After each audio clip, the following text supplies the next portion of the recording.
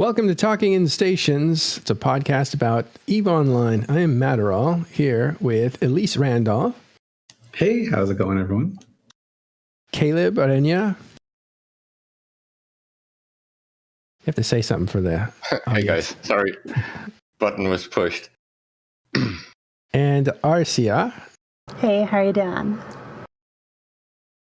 All right. Also behind the in the control room is McLeod. He might pop in, so I'll just warn you. Let's talk about EVE Online today and see what's going on.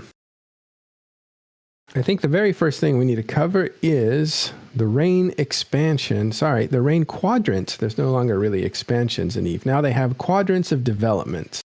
And this is the first quadrant for 2021. It's called rain, as in sovereignty. What do you guys think of it? Have you guys seen it? And have you seen it in action yet?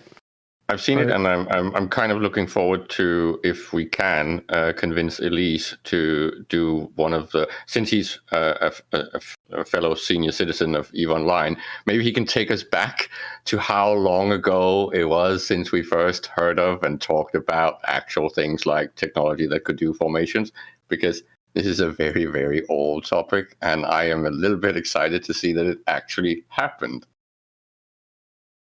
When I was on the CSM, so like CSM 6 and CSM 7, CCP were mentioning doing something like this. They're like, oh, this is always something we could do, you know? But it had been mentioned before that too. Everyone always wanted to be able to like fly in a fleet. I don't know if you remember like the old days of fleet warps where you would like slide in and out of one another.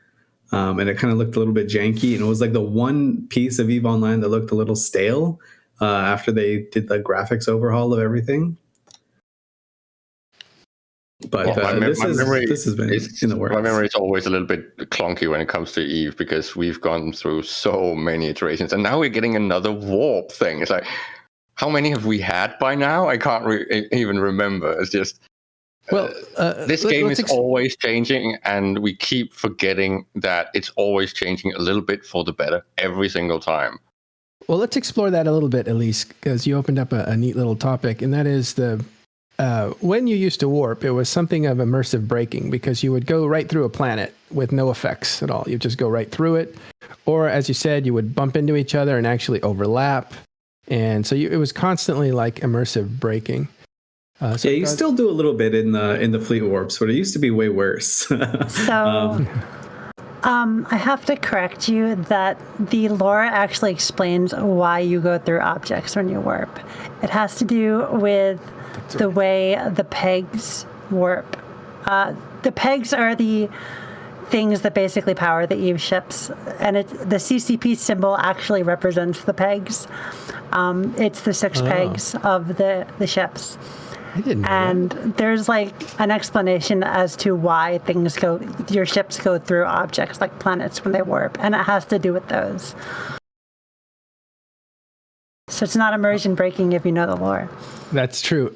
You're absolutely right. In fact, I think there's even, going through the planets was explained by a friend of mine, because I was like, this game is cool, except it's kind of corny when you go through a planet. And he's like, no, there's a reason for that. I forgot it was a lore reason. Anyway, I didn't want to interrupt you guys. So you were saying, so that's how it used to be. And Caleb was reminding us that a long time ago, I remember one question that was given to Soundwave, which was, when are we going to have fleet formations? And he basically said, never. You're like, we're not going to put development time into it. It's not beneficial to the game, that sort of thing. Should we call him and tell him that we got it now? Yeah, he lives down the street from me now. Yeah, you can walk past his house and actually ring the doorbell. Yeah, Ding dong formations are here. He's within 5 blocks away, I think. Anyway, you were saying? Elise? Oh, no. So that was something that was on the cards for CSM 6 and CSM 7. It was quite a lot of bit like, hey, would you guys want this? Or would this solve like some balancing problems? Because at the time there were some... like bombers were very prevalent, and so CCP Veritas was like, give me a weekend. I can make it so you fly in formation. So like the like locations of where you were within like 50 kilometers of a central point, whoever initiates the fleet warp, that's how it'll be. So you can not worry about bombers. But like I think that got scrapped probably because it was a little bit harder than just a weekend. And maybe that wasn't the correct way to balance bombers. Right now we have people have adapted, so it's probably for the best. But flying in formation, it's one of those cool things where you feel like you're flying in a fleet, at least graphically, right? I know there's a lot of people talking, especially this week. It's been kind of like the hot thing to talk about is what is it actually going to be like? Is it going to be a graphical thing, or how big is it going to be when you land on grid? Is it going to be useful? Things like that. And we kind of don't know. We don't really know any of these answers. But it's been really fun to watch people, especially FCs, try and theorize on what it's going to be like.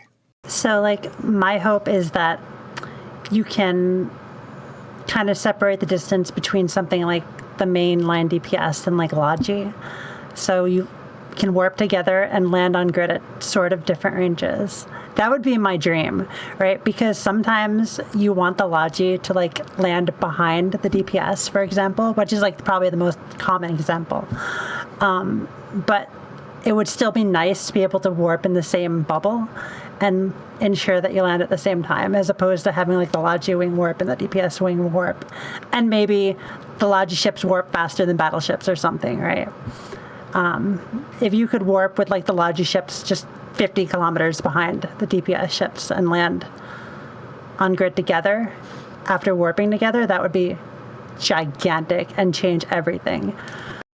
I do want to say one thing, and this is a little bit nitpicky and a little bit off the topic a bit, but the cinematic they did, and this has been true for I think about a year or so, but the cinematics they're actually using ships in the trailer that are currently like being used in war.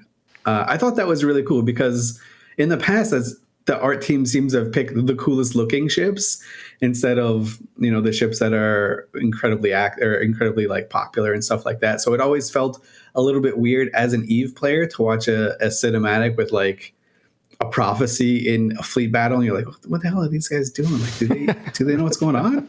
And now you see I've said it all bashed eagles. with prophecies. I've said it all bashed with our prophecies. I mean, they have to represent our low-sec fleets too. There you go. But they have like for this one they have mutants, eagles, megathrons, and for the Phoenix one they had ravens, which were being used a lot at the time. And I just thought that's a little cool, like a very small thing, but it really stood out to me. I just have one thing for you, Elise. I know it might trigger a lot of current players, but to me, this is something that could roll us back to coming back to some of the balanced designs that we used to have in the past, right? Because when the game launched, of course, we didn't have something exactly like the MMO Trinity, but we had something that resembled it a lot more, right? The size of modifiers, the utility of different types of armor, shield, hull versus the different ammo types. All of these things were more, I would say, in balance. They made sense, right? The same with things like ranges. They had done some thought and planning, and to me, it looks like a lot of the things that could have developed into the space version of a Trinity kind of broke down over time. I don't know exactly who's to blame for this, whether it's the players with the way they chose their cookie cutter builds and stuff like that, and the whole doctrine meta, or if it was CCP when they then started trying to tinker it and fix it and adding these massive crazy multipliers on things like the hulls. There's just so many things, and I've had these discussions a lot back and forth with many of the old players because they seem to agree that to move forward, maybe we need to move back. And I think because we used to talk about things like formations, both the fact that they look awesome, but also what could that mean for things like AoE and situational and on-grid awareness, right? Because we can't really get active flying into the game. It's only something very crazy freaks 1v1 persons can actually do effectively. I know we have two of them in here in the room today, but to human beings like myself that are used to click orbit, manually flying is not an option. And I don't think at the moment the EVE engine really supports it well. So I think this might be a good solution. Let's actually, before we go any further on fleet formations, let's look at a video of Hilmar talking with us about some of the stuff that was going to happen now that he'd kind of come back and focused on EVE Online. He talked about a number of things that were the three, what was it, 30-day to 90-day stuff that they were doing for newer players to get them further into the game. But they were also going to do stuff for existing players, and part of that was talking about new technology. And then he said the pie in the sky kind of area we could talk about a new engine that would allow spatial occlusion and that sort of stuff. So you could actually hide behind things, and depending on what direction you were facing, you could actually use that strategically, therefore creating a new dimension. So let's take a clip of that and listen to it. It's just a minute long or so. Current things, then our tech teams are looking into some protocol upgrades that potentially could help with some of the fleet fight situation and are attainable within human timelines. And then we'll also do some blue sky thinking with Hadian, where we did the EVE Ether Wars demo last week, which is hugely important in sort of scoping out where is the rareness of technology like that, and what a technology like that is going to bring in terms of opportunities. And there's a lot of fundamentally we could do to how EVE Online plays by having a higher fidelity physics engine. It's not just fixing the time dilation, it is doing things like the server actually doesn't know the orientation of spaceships, which limits a lot what the tactical landscape is, and there is no line of sight occlusion. That's why most fleet fights are these kind of balls of ships against a ball of ship, because if you don't have line of sight occlusion, there isn't any reason for formations, and formations are just such an understandable concept. Like if you see ships in formation, you know why it is, so they don't shoot each other when they're shooting the enemy. And just by creating the conditions where you have to think about formations, immediately makes a fleet fight something that is more understandable, and it also gives people a lot more tactics to play with.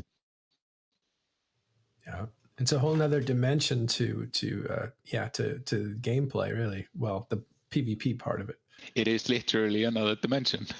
It is actually, when you boil it down, if you boil down combat in EVE Online, which is largely a function of transversal velocity and range, it's like a 1.5D combat system.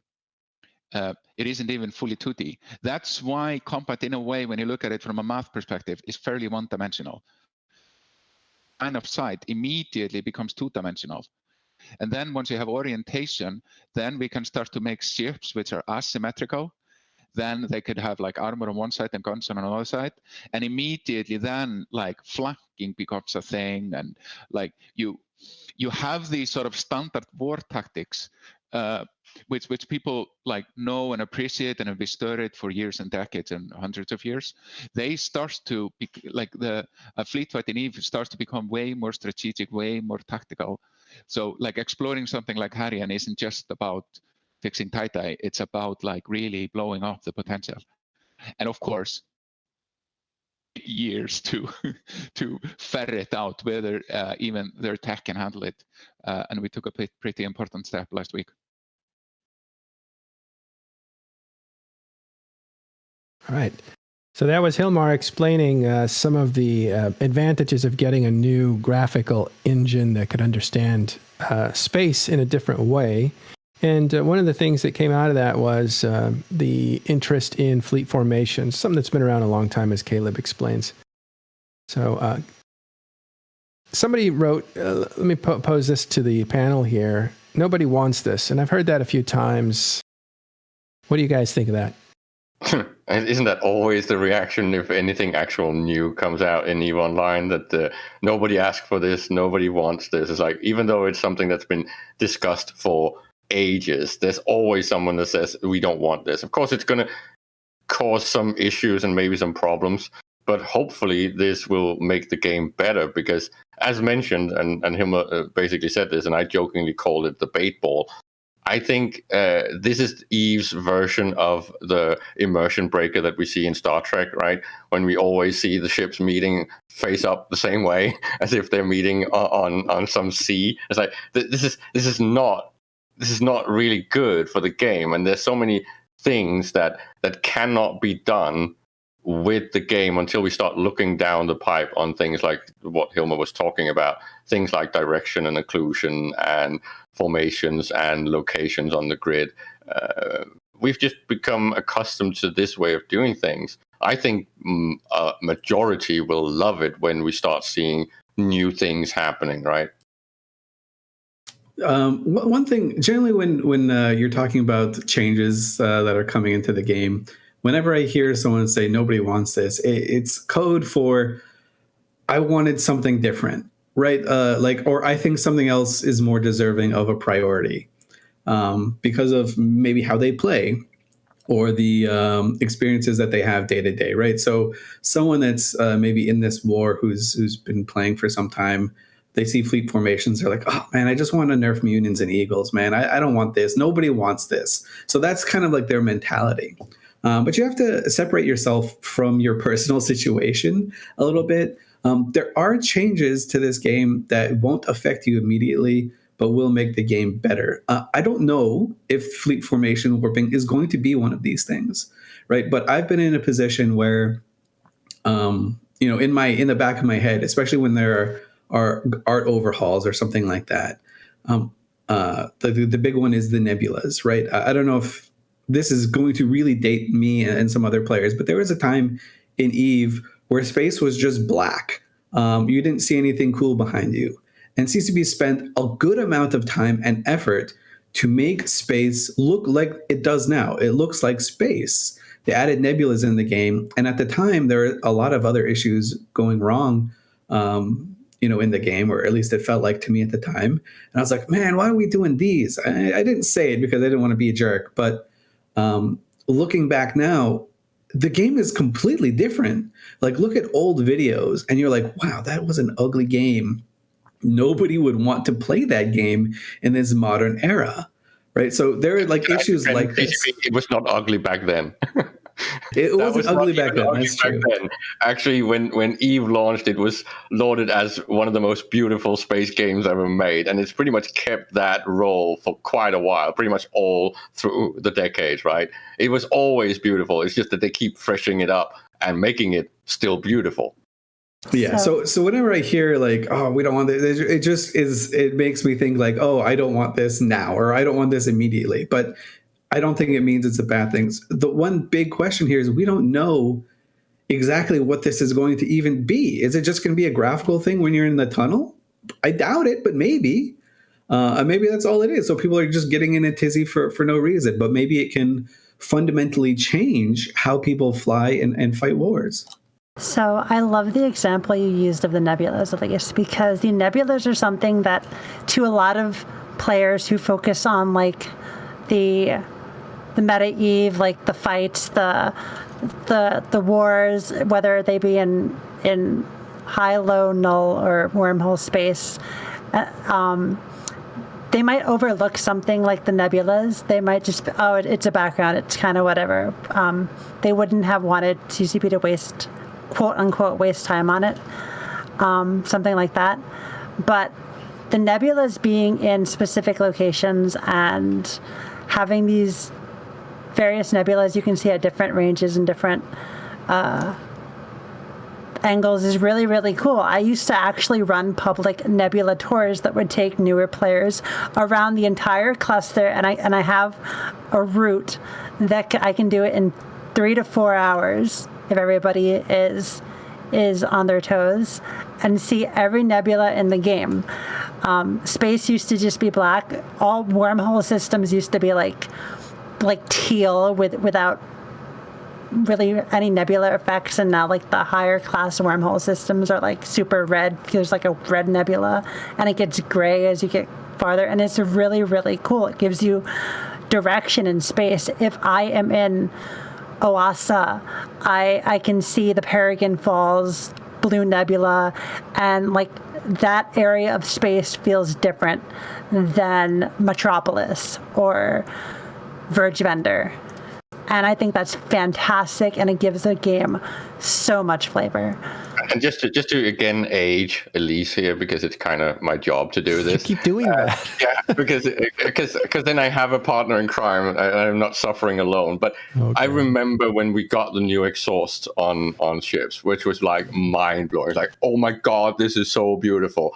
And I remember things like when we got the stars, right? The new actual star graphics, which makes them look exactly like real stars. It's like, holy shit, this is actually possible.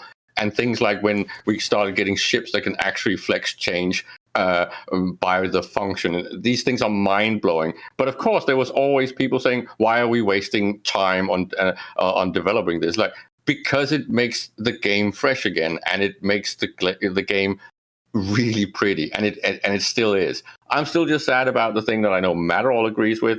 I would have liked all the graphic artist work that actually goes into models to have actually become a walking in station feature, because I still want that.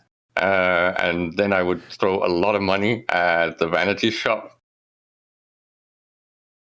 Well, I was looking at MMO populations, and I thought, well, EVE Online is the biggest sci-fi MMO out there by far, right? But it turns out that no, Elite Dangerous has more active players, apparently, according to this website from MMOs, and that what's the other one? Space Citizen or whatever. Star Citizen. But Star the thing about Elite Dangerous is you buy your game and then you have it and you don't pay a subscription. What is an active player in Elite Dangerous? I'm paying for 4 to 5 accounts on EVE at a time. Am I 4 to 5 players? Am I 1 player? I bought Elite Dangerous years ago, and I play it a few times a year, and I enjoy it. Am I an active player because I can log on at any time because it's not a subscription game? Like, you can't compare something like Elite Dangerous to EVE numbers because it's a one-time purchase. It's not a subscription. Okay. Well, anyway, so there's that site, and I was thinking the reason that Elite Dangerous and Star Citizen have even remotely as many players is because they're covering a section of space in a game style that CCP is not. And maybe that's by design. I'm not sure, but I guess this leads to a larger discussion I'm not ready to have because I have something really special that I'm just chomping at the bit to get to. But it is like, what's left on the table? What have we not designed that could attract players? We thought about Incarna. At the time, it was ambulation in stations, right? It was walking in stations. We talked about doing missions on asteroids, recovering plugins. The technology was actually made, but it never got really issued out. Talk about tying into first-person shooters like Dust.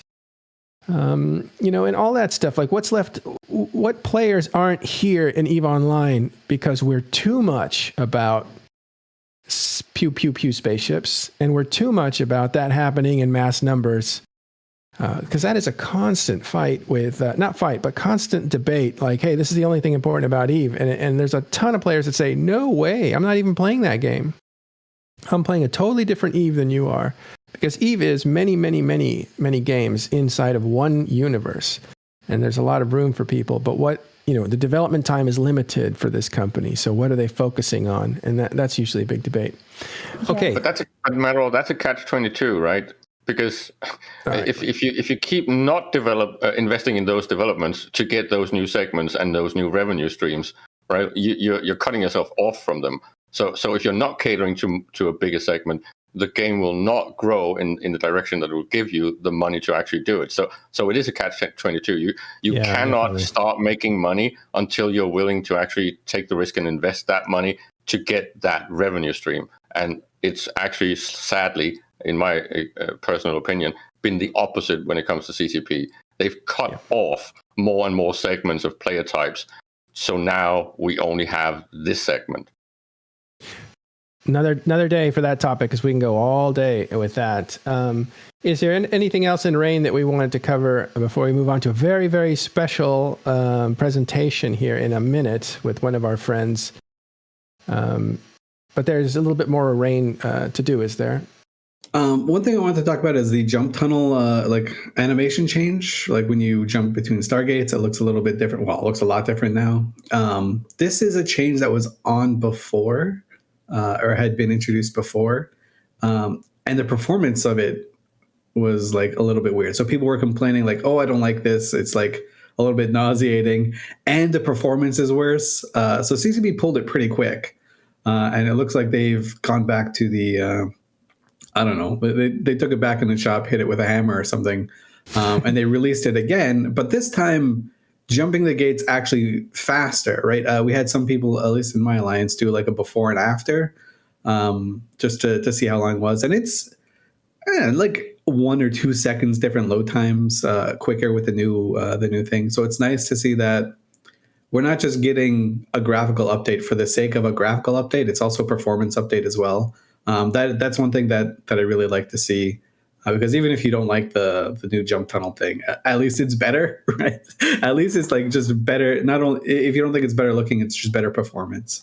I thought that it applying to filaments also was a nice touch. I have one last thing on the things that are upcoming that I really want to applaud CCP for finally doing. It looks like they're actually taking the tutorial video stuff and putting it on the agency so new players can actually find it. And maybe personally, I find this a much better NPE upgrade than anything else I've seen for the last many years. The fact that now, when you play the game as a completely new player, there's somewhere where you can click and actually see a video that shows you exactly what it is that you're asking about. That makes complete sense to me. It's just genius. Thank you, CCP. All right.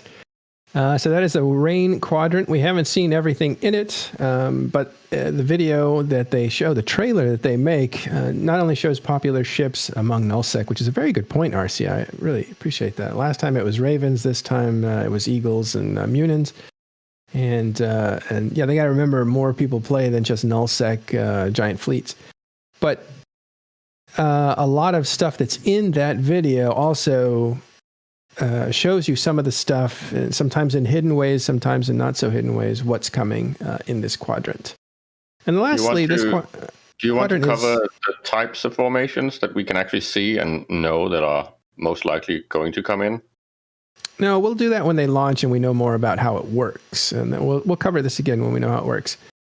But I remember the quadrant. The first quadrant comes after the holidays, so I imagine that the CCP, being a good company to work for, probably gives people some downtime to relax a little bit during the holidays. So I didn't expect a lot to happen in the first quarter.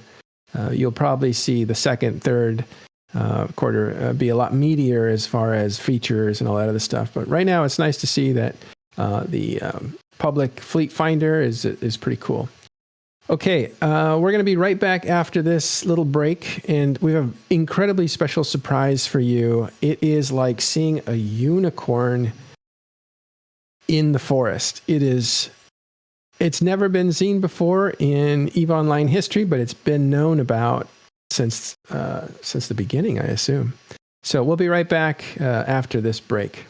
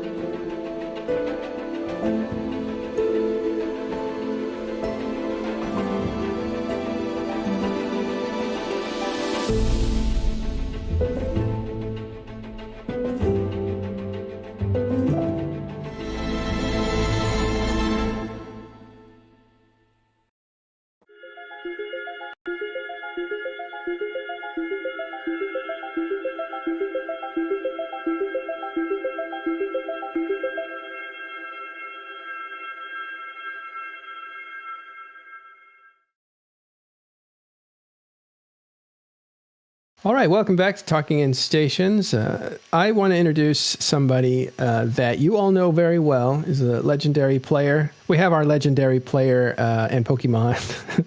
Sorry, Elise. But we also have another legendary Pokemon, and it is Katya Say, who sailed around or circumvented the entire universe, including wormholes, and never died once. How are you doing, Katya? I'm doing great. I don't think I've ever been called a Pokemon before, but that's interesting. What's a legendary? Apparently those are rare. So you just told us something that is an incredible thing. So this is breaking. Like, I haven't seen this. We have a video for you. And this is just an amazing opportunity. It's literally like seeing a Sasquatch in the forest, right? Like that video, or Bigfoot we call, or the Yeti, or something incredibly rare. And it has to do with a chronicle called Children of Light. Can you and Arcia tell us about Children of Light? Let's start with you, Katya. She may be better at it than I am to tell you, because I'm really not one that's up on the lore, other than I am aware of this. I know how rare it is. It is one of the chronicle stories. And like you said, it's very much the mythical unicorn, right? It's a rumored fable that this particular effect will appear around the perimeter gate and I know I'm going to butcher the name of the system, but it's Iron Orsta. And, Iron Orsta. It's right. It's the connecting system to the Forge, which is a very busy area from Cinque Liaison. It's in Cinque Liaison. On the Iron Orsta gate in perimeter? Correct. Yeah, that is correct. Not the other way around. It's like a beacon. Oh, it's on one gate. There's a chronicle about it, basically, that tells about the lights of. I'm going to link the chronicle in the chat. That's probably the easiest if people are interested. Wow, and this is like, okay, so this is what we know about it.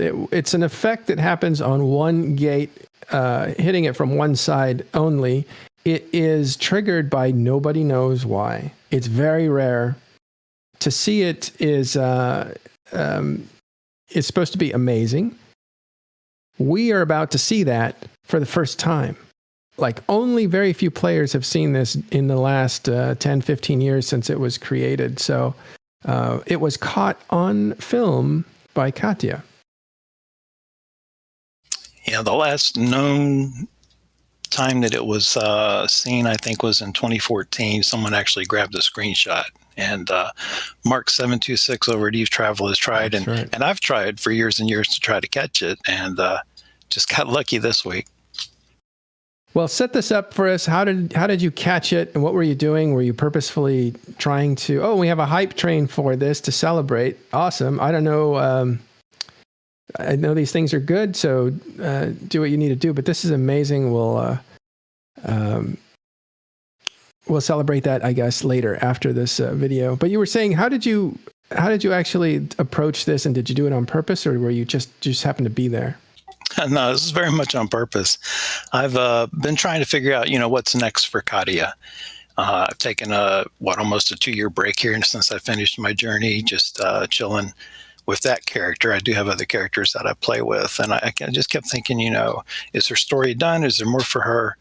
And I've been toying with the idea of doing a video series, much like Eve Travel has his blog. I thought it would be kind of cool to do a video of that equivalent. And so I picked up a 3D mouse just last week and thought, I want to learn how to use the mouse. Why don't I go back to this gate and see if I can just, catch it while I learn how to use the 3D mouse. And so all week this week, I've been on and off trying to, having my cam running and playing with the mouse, running around. And was actually watching the tutorial and just had my EVE Online client up on the side, and it flashed, and you'll see it flash. It just pops in. And I was like, wait, what? Is that what I think it is? And I was literally stunned for a few seconds, before I grabbed the 3D mouse and started putting some of the skills that I've learned over the last week. So I think I did a decent job. You guys can tell me if I did all right or not. Well, let's look at this. This is going to be amazing. It's about a 9-minute video. And let's roll that video and see what this effect looks like. in real time. Is there any sound to it, by the way? Yeah, I did lay down a music track on it. Great. So we don't have to talk. Here it is.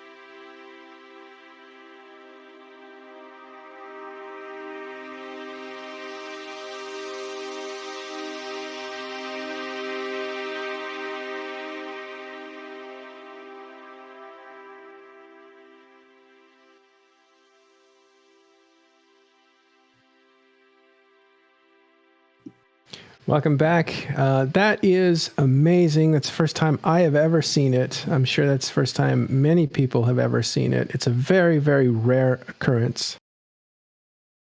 And what's astounding again is Katya's patience, because it wasn't that it was accidentally stumbled upon. This was actually very deliberate, wasn't it? Yeah, it was very deliberate. 2 goals in mind. One was to learn the 3D mouse and get my video skills down with the camera and stuff. And 2 is like, well, if I'm going to do that, I might as well do it here, right? This is a good target. And if it shows up, hey, bonus, right?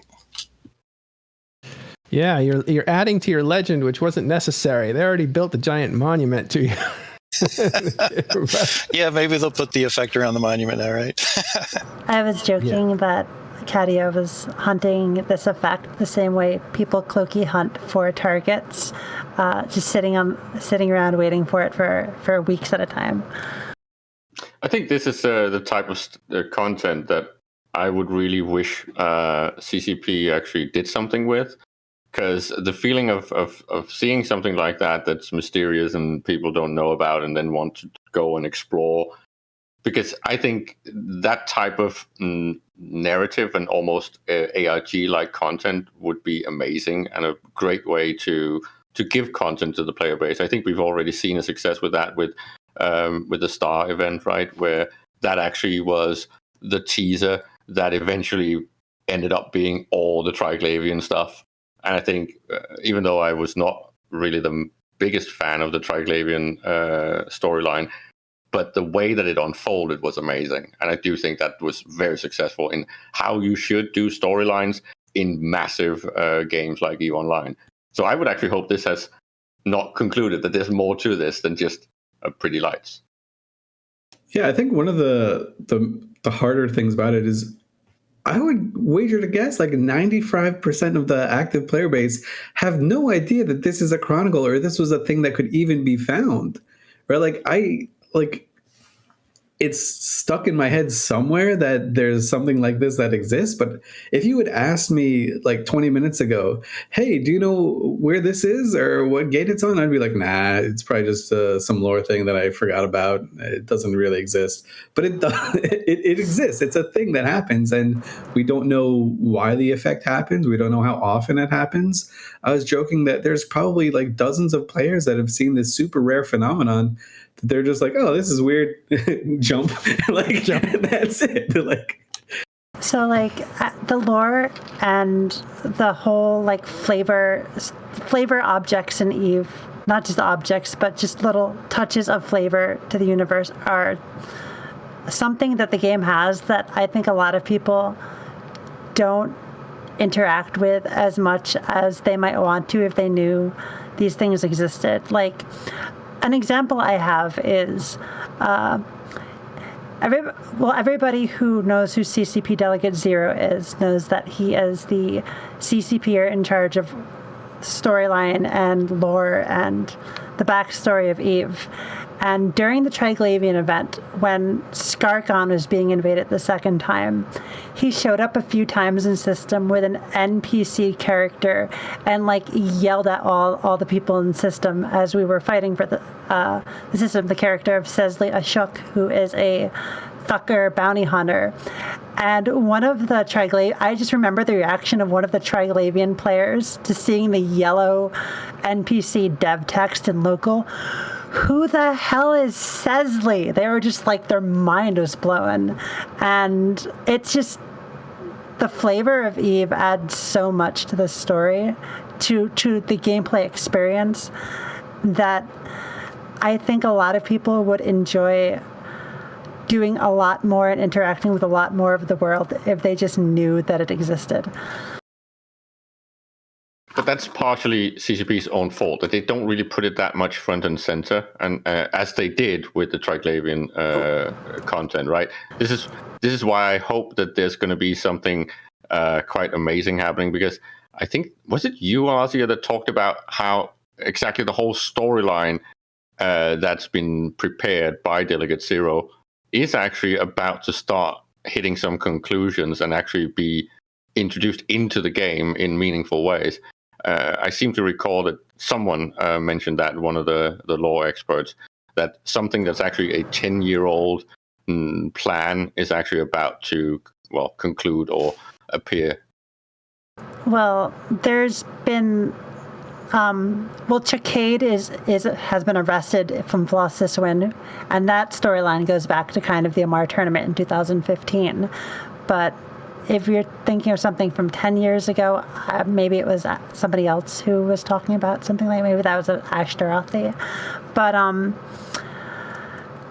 had something that you are right about is that CCP is kind of at fault for a lot of this, because things like the world news that we get updates to semi-regularly, although we haven't had one for a few months now, that's not like visible on the launcher. Like, why is the in-world news why is there not a link to it on the launcher? Why does that not get notified? Why don't you get notified by the launcher when we have a news article that updates? Because a lot of times these news articles have something that you can interact with and change the outcome of, and a lot of players don't know this. Well, I just want to say thanks again to Katya for the footage of the Children of Light effect. You can tell it's old because it really just kind of sits there. It might have been updated a little bit. Maybe they updated it a little bit. But it's beautiful, and it must have been really beautiful back in the day, before we had all these new shaders and stuff. The Chronicle How old is the actual Chronicle and the story of this? Let's take a look. That's a good question. Because I couldn't find a date or anything on the Chronicle that was linked. I think they don't show that anymore. They haven't had Chronicles for a while, so it's older. I'm going to put that in the chat so people can check it out, but it doesn't have a date on it. But it is Children of Light is at least. Yeah, we should probably check with Mark726, who's very, very. You saw his website just there. Knowledgeable about all these things to be more accurate, but it's at least 5 years old, at least. But I think it's way older than that. I think it's might go. That screenshot there that was on Mark's site was from 2014, so you can see how it's changed. And just to piggyback on the comment I made earlier, Ozzy, do you remember how old the prophecy is? Because I'm pretty sure that supposedly some of the Triglavian stuff is supposed to be part of the prophecy. I know I'm getting into Ashtarothi territory, and sorry about that. But I mean, Ashtarothi is in like a different half of the RP community than I am. When you ask me about the prophecy, I'm like, it has a lot of armor resists. Yeah, that's like. But. It's like the punks asking about the the big band sound.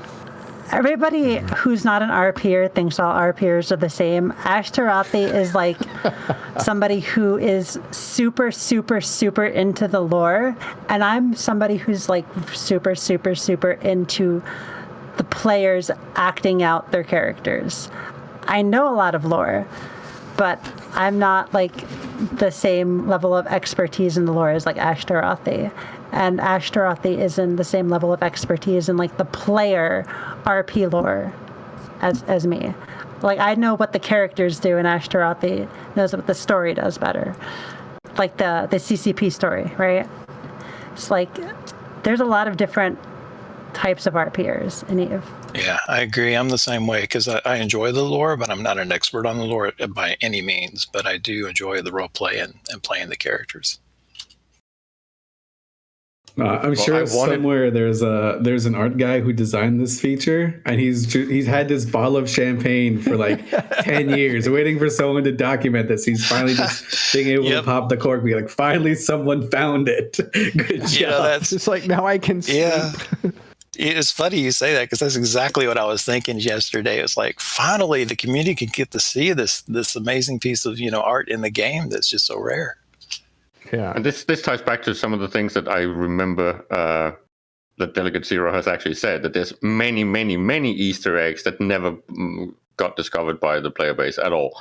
Of course, tying them into something that's actually on the developers table is a completely different matter. But I think that CCP should definitely do more of that, because if there's suddenly, as I think Ash and I has discussed a lot, if there's value to looking at the lore and actually digging into it and doing stuff like what Katja is doing, then it's actually fun. Then it becomes an integral part of playing EVE Online, aside from, of course, nullsec pew pew.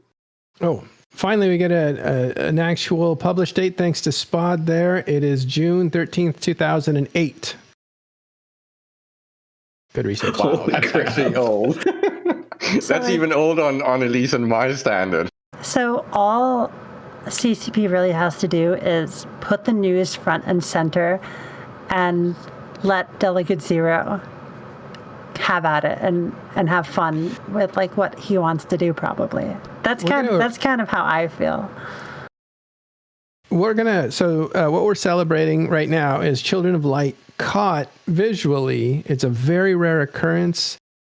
Caught on tape is what we used to call it, right? But that might have been when VHS was around. But so Katja Say, from the fame of circumventing has traveled to every system in EVE Online, including wormhole systems. Nobody's even come close to that.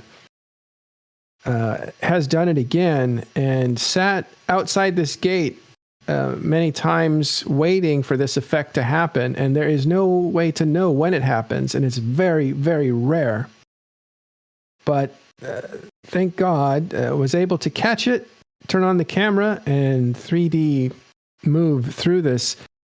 It's an amazing find. I'm having trouble describing how rare and lucky we are to see this thing happen, and to have it video or have it on video is amazing.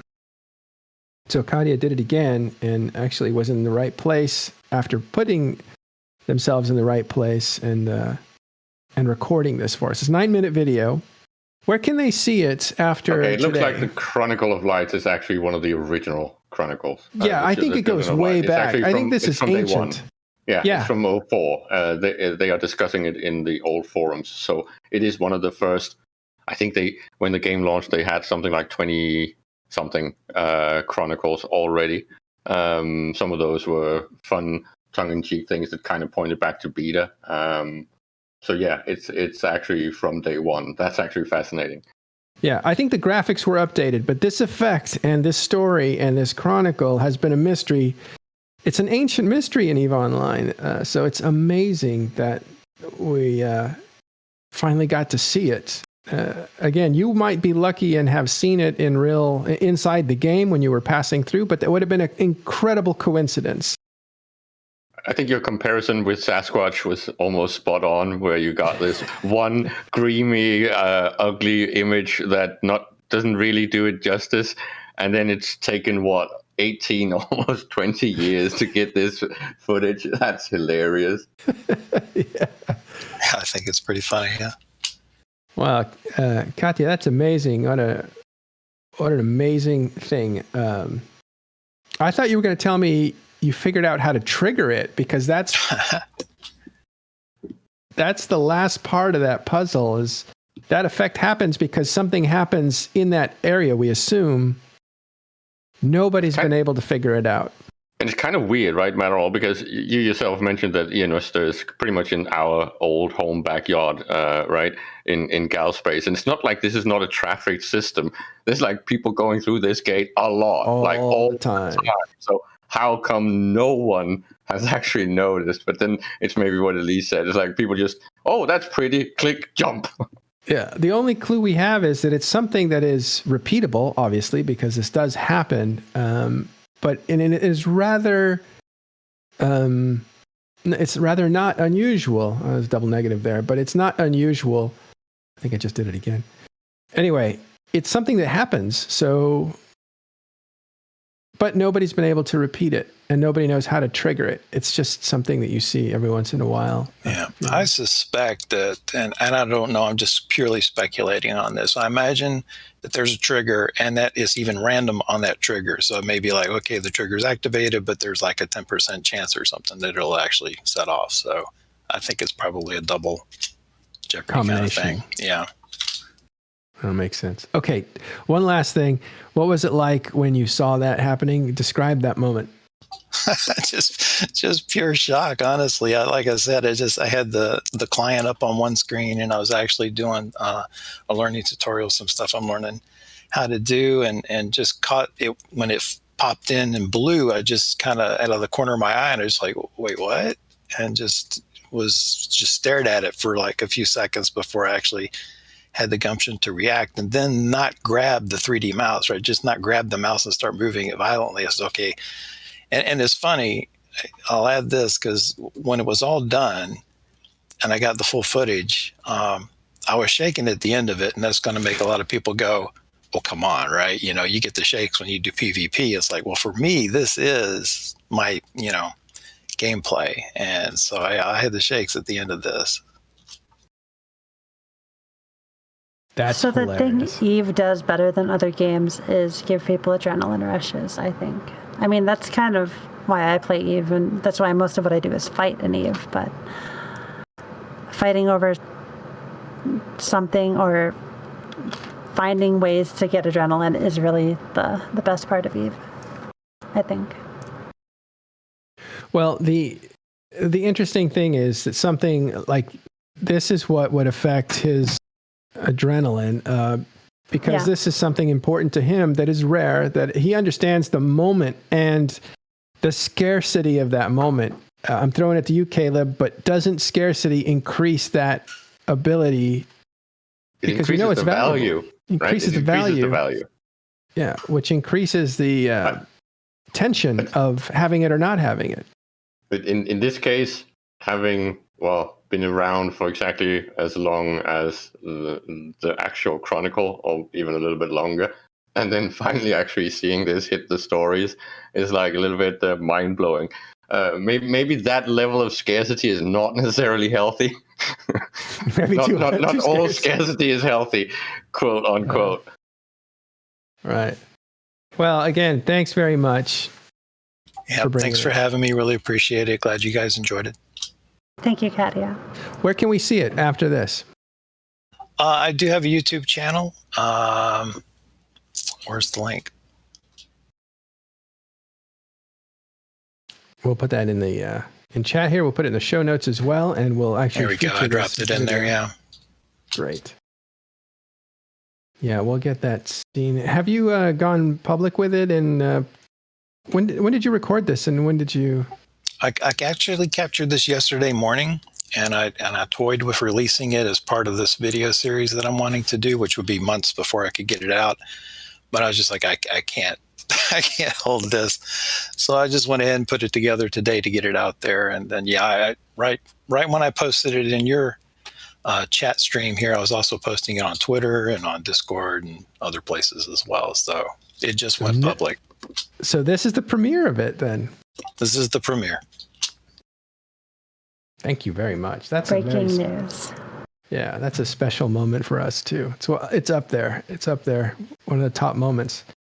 Okay, and Katia, thanks again for bringing it to us and showing the audience, and also for sitting there and doing it. It's amazing that you have the patience to do that, but it's just very fitting. It's you. You could think of a handful of other people. Thanks, I appreciate it, and I think I'm going to bow out. And thanks for the show. You guys do a great job. Thanks, Katia. We'll see you later. Bye. Oh, let's do a break, shall we? Let's, McLeod, shall we take a little break and have a cool down?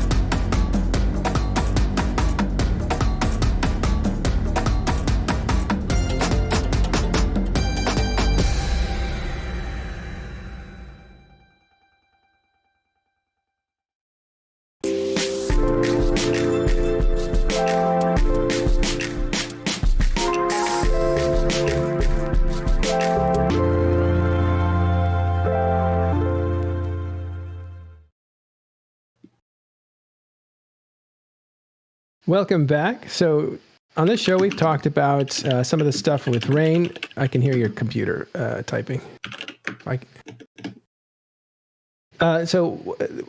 On this episode, we've talked about the rain quadrant that has just started and some of the stuff that's in there, including fleet formations and the fleet finder. And you can find a lot more detail every day. We do shows during the week on Talking in Stations. So look up our YouTube channel. That is youtube.com/Talking in Stations. And you'll see there some videos every week. We go deep into whatever topic of the day happens to be there. And we also wanted to go into Guardians Gala. We have a whole section of 20-minute video with Ash Darathi talking about Guardians Gala. You should check that out on YouTube as well. It's well worth the time. So we're going to actually skip a little bit of Guardians Gala, except just to ask Elise and Arcia if they've been doing those, participating in Guardians Gala. I have a little bit. It's always a little bit spooky because I always try and go for like the harder end sites whenever there's like an event. Oftentimes those are in low sec, right? So that's how the CCP has been balancing them. The Guardians Gala, though, the harder, like the VIP sites, I think they call them, are in a wormhole space, which is always really spooky for me because A, I always get lost whenever I go in the wormhole space, and B, I don't know who is going to kill me. I just know someone's going to kill me, and the rats are kind of mean, right? So they will scram you, and they will pin you down, and it feels a little bit harder this time around than last year, especially on the high-end sites. I don't know what it is, but it just definitely feels hard. It could just be that I'm a little bit more rusty. So I almost died in my very first one. So I was like, yeah, I'm going to take a break. And then I kind of got my sea legs under me again and went for it again. And then kind of got it down pat. But they are very challenging. They're very fun, just like the other events. I think this one's not as rewarding as the last ones, the ice ones.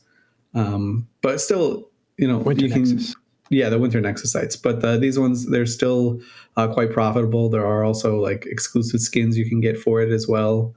One of the things that I want to point out to people who like skins, I like skins. I don't know why, but I do.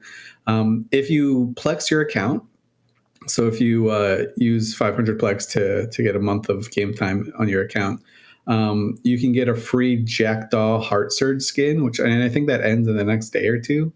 So if that's something you generally always do anyways, you might as well just do it now so you can get a cool skin to go on your Jackdaw. The Heart Surge skins are, in my opinion, some of the dopest. They are nice, yeah. They're very nice. I like the Zealot one. That's a technical word all the kids use. But it is, there you go, beautiful. And there's a whole series that you can buy right now. They're very rare. They only come out, I think, once or twice, or once every year or two. So it's kind of rare. Also, the ones that you earn, we should make this distinction. Heart Surge you buy or you acquire, and you can sell those. The other skins that are coming from this event, they bond as soon as you pick them up. So the character you run the event on is the one that gets the skin. You cannot sell those. You cannot give those away. Also, there are login rewards that you should look into. So if you were away from the game, you might want to just log in and collect your rewards. Those are, I believe, skins and SP and stuff like that. So, yeah. And they're pretty easy to get to. So if you go through the agency, I know a lot of players, especially players my age and Caleb's age, don't generally interact with the agency too much. So you might not even know this is a thing. But you can go to the agency tab, and there will be a little Gardens Gala thing over on the right. Click it, and it'll give you like the little challenges that you can do. You only have to do like, I think 4 or 5 of these sites in order to get the end skin, which is a Serpentis Macarial skin, as like the final reward. So you don't have to like grind these for days or anything to get the end skins. You can just do a few of them, and you're good to go. That is so good to know. I didn't realize that, because it says 50 points, 100 points, 150, and then like 200 points or something. So it seems like a long grind. But that's good to know. So just a few missions. Thanks, Elise. By the way, I've been educated by my son that they don't say chill anymore, which is something I used to say, let's just chill. They say vibe. We're just vibing. So there you go. Yeah, you can just vibe and do some of these sites. It'll be great. Yeah.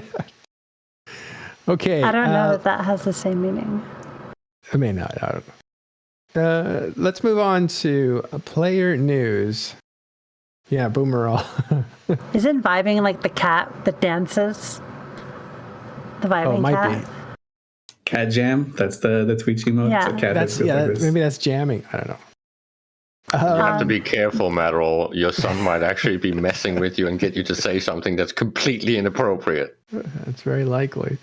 Are we also mentioning the Anger Games? Or? Yeah, let's real quick. Anger Games. What's tell us about that, Arcia? So the Anger Games is an upcoming tournament that is based around 7 versus 7 matches that will be taking place on the Thunderdome server, and all the slots have been filled. Electus Matari, my alliance, is going to be participating this year under the team. What was it? It was a pun on Else. I forgot our team name, but but it was a pun on the word Else because we have a player in the alliance named Else. But yeah, so it's a 7 versus 7 tournament that takes place on Thunderdome, which means everybody gets maxed out characters, and it's not going to be on your main characters. And a lot of people don't like that the tournaments aren't on Tranquility anymore, but the way things are, that's just how it is. So anybody who's into the tournament scene, there'll be some practice time for a lot of us for the next few months before the tournament commences. So I'm looking forward to that. I have to ask, Elise, are you going to pass, or are you going to participate? For whatever reason, the PL team doesn't like to participate in tournaments too much anymore. They're focused on other things. It's not that they don't want to participate in tournaments, but without me like really pushing them to do them, they're just like, it's fine. So I don't think PL has an official team. I know there's at least 2 PL members who are on a team, I'm pretty sure. Yeah, our team is if all else fails, right? Yeah, that's right. I just checked. So we can conclude that when it comes to Elise's actual chance of meeting Arcia in tournament again, he's going to pass. Yeah, I'm going to pull a Pro God Legend. I'll pass on this one, so I won't get murdered by Arcia and her angry cronies. But I mean, it should be fun, and also, one of the unsung heroes of this thing not only is the people that are organizing the Anger Games, right? That's a huge undertaking, but also CCP Aurora, I'm going to guess, has done an absolute ton of work to get this up and running, probably in her free time, probably on vacation. I don't think it's like the official purview of her position to run these events, but for the EVNT Alliance Open, which is a similar type of format, she did just absolutely tons of work to make sure that this was a possibility. Thunderdome wasn't even a server anymore. It was like under someone's desk. So she got it allocated some actual real space. She pretty much makes everyone's logins herself. It's not, these things are definitely a lot of manual work. Yeah, a lot of work to get running from both sides of the things. And also the tournament organizers, there's just a ton of work involved. And I think the first match is in April, right? Yeah, it's a few months away. So this is just the signups. Yeah, this was on the launcher. If you saw Anger Games on the launcher, it was for signups. And then the tournament, people will practice, and drill. And then the tournament comes in about a month or so. We should also say it's an Imperium tournament. It was put together by Sothersil, if I'm not mistaken, who has put together this tournament before, at least, I think twice. And he's a good guy to put in all his time to make Anger Games happen. So it's actually pretty well done. So we recommend it. Okay, let's turn the page over from what's going on in the game for a lot of players to what's going on in the game as far as war. It's the war update for Delve, and there's a lot going on, isn't there? It has been a very drama-filled, action-packed week in Delve, right? So it's not only posts on the EVE subreddit and drama being created that way, but also a lot of territory is changing hands as well. So just tons of stuff has happened. Yeah, stuff on the ground and stuff in the meta. Where should we start first? Well, you go ahead. I was going to say that's a good question. I think probably what people are most interested in is the Brave drama, because there were some Brave leaks that were dropped earlier this week on Reddit that made a lot of waves. And then Red Alliance yesterday, they're like, "Oh, we don't want to be outdone here, so we're just gonna go ahead and do some random stuff too. Kick all these corps out of the alliance. Let's just destroy this huge alliance, anyways." So lots of stuff has been happening. That's the stuff in the meta. Yeah, I think it's fair to say that the war has really taken on separate fronts that are very definable, and very different from one another.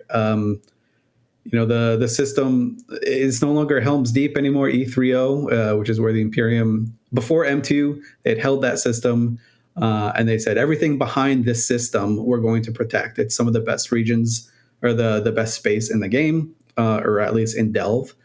So it kind of gave their members, a goal to hold on to, and an area where they could earn money if they wanted to, right? So you're talking about the best true sec. They were all jammed. They all had quite high ADMs, and just tough nuts to crack. And the Pappy side never went for it. We're talking about systems here that were jammed. Yeah, systems and constellations, right? So, and this is something that Pappy couldn't really get through. After M2, Imperium moved their focus into the Hell Camp in M2, which was quite effective, right? They held Pappy Supers for I think 2 or 3 weeks.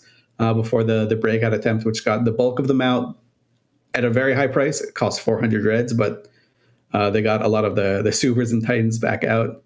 There are still some above the keep star, so we don't know when an attempt is going to be made to get through to that. But Pappy do control the jammer in that system, and they control the iHub, so eventually they'll be able to control the jammer. So they're kind of, the Pappy strategy has been to spin that disaster into as most a positive thing as they can, right? So they've kept the Imperium locked in there, and the Imperium have been willingly going in there and holding down the caps and making sure they can't get out, and killing. For a while they're killing like a super or a titan every couple days. So Pappy's strategies is, we're gonna spin that negative into a positive. So they breached through what was Helm's Deep, so that the systems behind E30. And this week and last week, they've really made a lot of strides there, going after the iHubs there, capturing them, to the point where the Imperium has 2 constellations in Delve. That's all they have now. Everything else has been taken away from them. You can say maybe that's insignificant because they weren't really using that space anyways. Some of these constellations they were using. The Imperium still has everything behind 1DQ where they can rat. And earn its that way, so it's not a huge disaster for them. But at one point, this area of space is something that the Imperium valued, right? And so the trade-off they had to make was M2 or these constellations. And now these constellations have all fallen, and now all the structures that are in those constellations are starting to fall as well. So there are Sodios in there. There's a few Sodios that died that had like 100-something billion of moon goo and parts and stuff in them. again, day to day, who cares? Like this stuff, when they put the infrastructure down, they knew it wasn't coming back with them anyways. But it does give Pappy a lot of momentum and a lot of positives to work with in Delve. Outside of Delve, where the war is still sprawling, just something that we spoke about. I guess the initiative effect has been, really pounding on in Catch and at those other areas.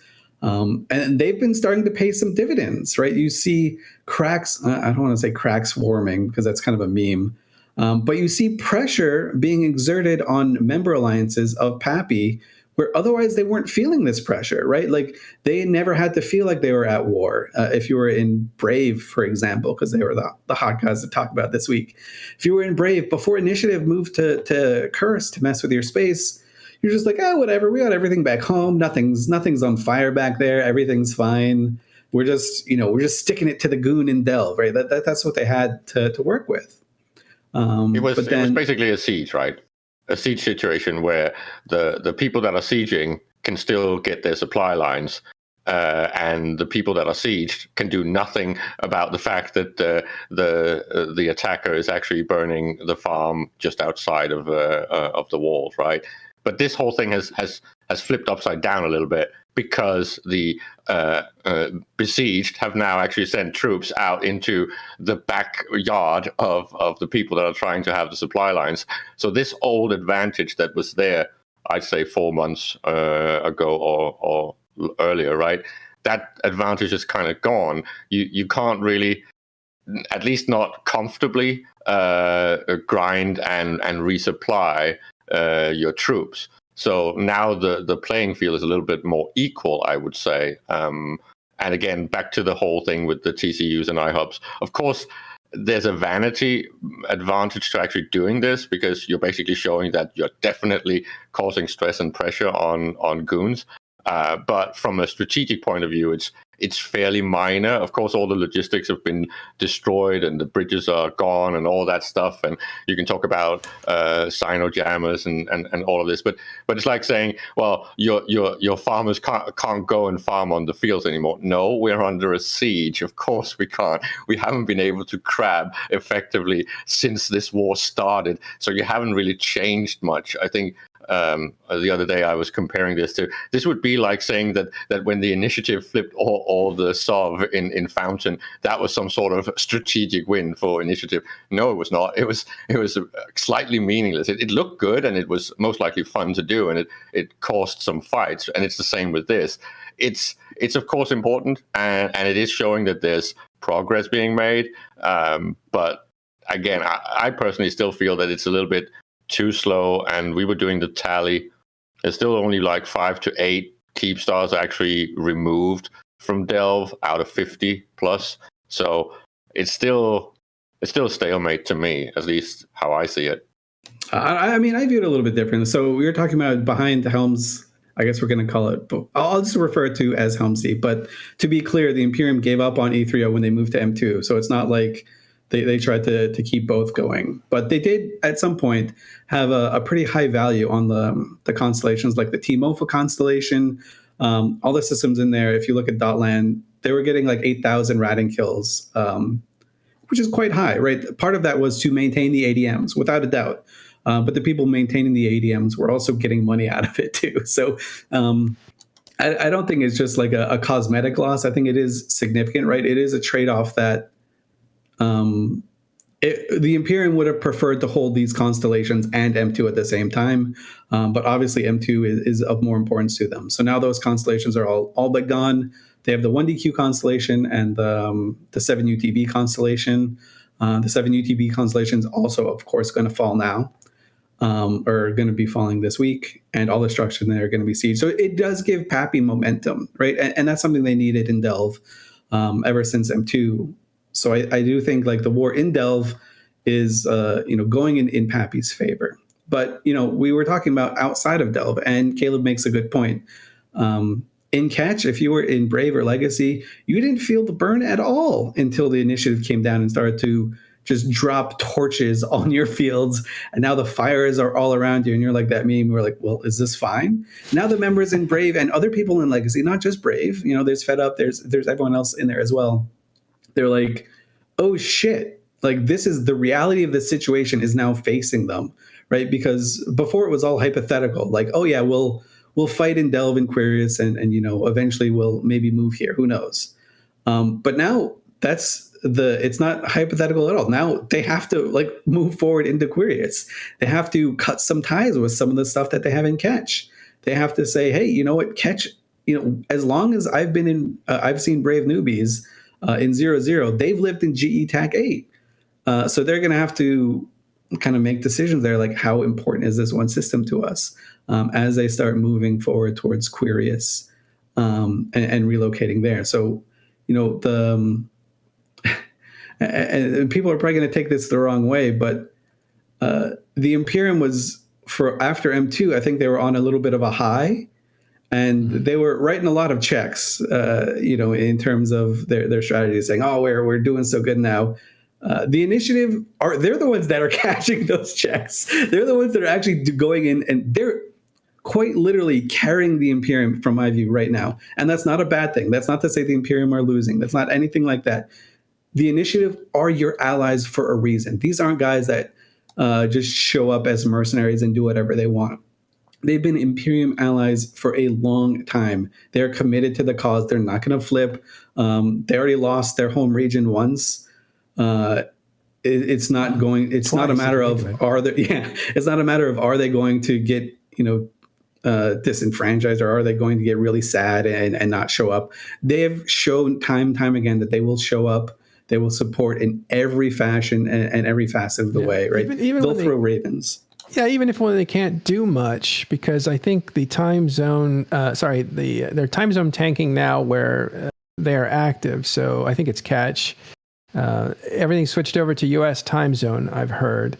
And that makes it harder for a European alliance like Initiative to work, at least to complete tasks. So I've talked to Initiative about this. They've been kind of supporting littler guys in the area with their endeavors. So even if it's not Initiative doing all the actual work, they're doing a lot of support for people who are taking the region apart from Legacy. Yeah, and not only that, right, but they created a new war zone where there was none, right? In 6 months ago, when we were talking about the war, I think the first thing I said was, what is Initiative going to do? Where are you going to put them? Because, these guys are the warriors of the Imperium, right? The Imperium can fight without the Initiative, without a doubt. They've shown that before. But these guys are the ones that you want to be, they're your elite fighting force, right? What are you going to do with them? And we saw them, frankly, get misused in Fountain, where they kept the gates for a week, and then the rumor was they weren't behind them. The rumor was they weren't backed up. I don't know if that rumor was true. Well, we talked about it back then, right? I'm pretty sure that I remember Elise almost calling them Myrmidons, right? These are not the types you want to be Achilles soldiers. Yeah, you don't want them to be these cannon fodder types, because they're specialists. They're really good at what they do. They have some amazing brain power in there, and this is acknowledged and known from pretty much all of EVE. Initiative always come up with these interesting takes on things and amazing new gameplay, right? And the fact, I think I said, it's a waste to have them hanging back in Delve, and they should put them out to actually do something useful, and that's exactly what they did, right? And now they're really making a difference. I would say that there's also a bit of rumbling and things being done by Bastion, last I heard, but it's really the Initiative doing all the special ops stuff, the Navy SEALs burning the supply lines and the logistic stuff for the attackers, and they're doing really good. Is it going to be enough? I don't know. I'm, of course, known to be a little bit of an Imperium fanboy, and definitely an Initiative fan, and I have been for many, many years now. So I hope that they succeed even more so than now, also because it will make the war more interesting and dramatic. And I think we're in a bit of a problem when it comes to this war, because it's got the problem with 1DQ being, in my opinion, an unassailable target, because if that fight ever happens, servers are going to say no. So it's not really possible, and there's no incremental way of winning that. So it's really a design thing. It's almost CCP's fault that there is no end win condition for Pappy, which is sad. But it's also that, to me, I see Pappy as, and please don't be triggered, but I see this as almost Pappy's Afghanistan. It's a non-winnable war, because even if you win, even if, let's say, you took down one DQ, there's still tons of ways that the Imperium can still harass and play guerrilla warfare in Delve for a very long time. And I don't think anyone really wants to be part of a war for so long, because it is numerically a 1 to 2 year project if you want to finish this. And of course you can say, oh no, it's not going to take that long, it's going to be easy. Well, okay, show me on paper how you're going to do this in less than a year, because I can't see it. And this is not me just being poster boy for the goons. It's just how many timers, how many structures. Glassing Delve is really a big job. They've done pretty well in like 9 months. So they've taken 3 out of 4 regions. They're actually almost finished with the 4th. The 4th, of course, is going to be much longer. They've reduced it from 4,000 structures down to under 1,000 structures. A lot has happened. Maybe a lot of it happened near the second half of that 9 months or however long. It's been since July 4th, pretty much. But where do you think we're at least as far as Delve is concerned? Like, I think we talked a little bit about, I don't know where we're at here. Did we talk about the Brave thing? Did we talk about RA? So we talked a little bit about Brave. So what I was getting to with what the initiative has accomplished, right, is they've created pretty much, they've really for the last 3 or 4 weeks been single-handedly carrying the Imperium, right, by creating this extra front. So it has put pressure on the groups that are living around where the initiative moved. And we saw those dividends paid this week, right? We saw some Brave drama erupt, which is exactly what the Imperium wants. And we talked about it in the beginning of this whole fight. Both of these groups, right, they have an overarching narrative that they want to stick it to. What the Imperium has landed on is these guys that are fighting us are, they have these weak bonds. They're going to give up eventually. We're just going to be able to withstand it. So us losing space doesn't matter. We just have to withhold it long enough for these guys to fail. Right. So that's what the Imperium got to, I don't want to say cherry pick, but that's the piece of information that the Imperium had this week, where Brave looked like they were floundering a little bit.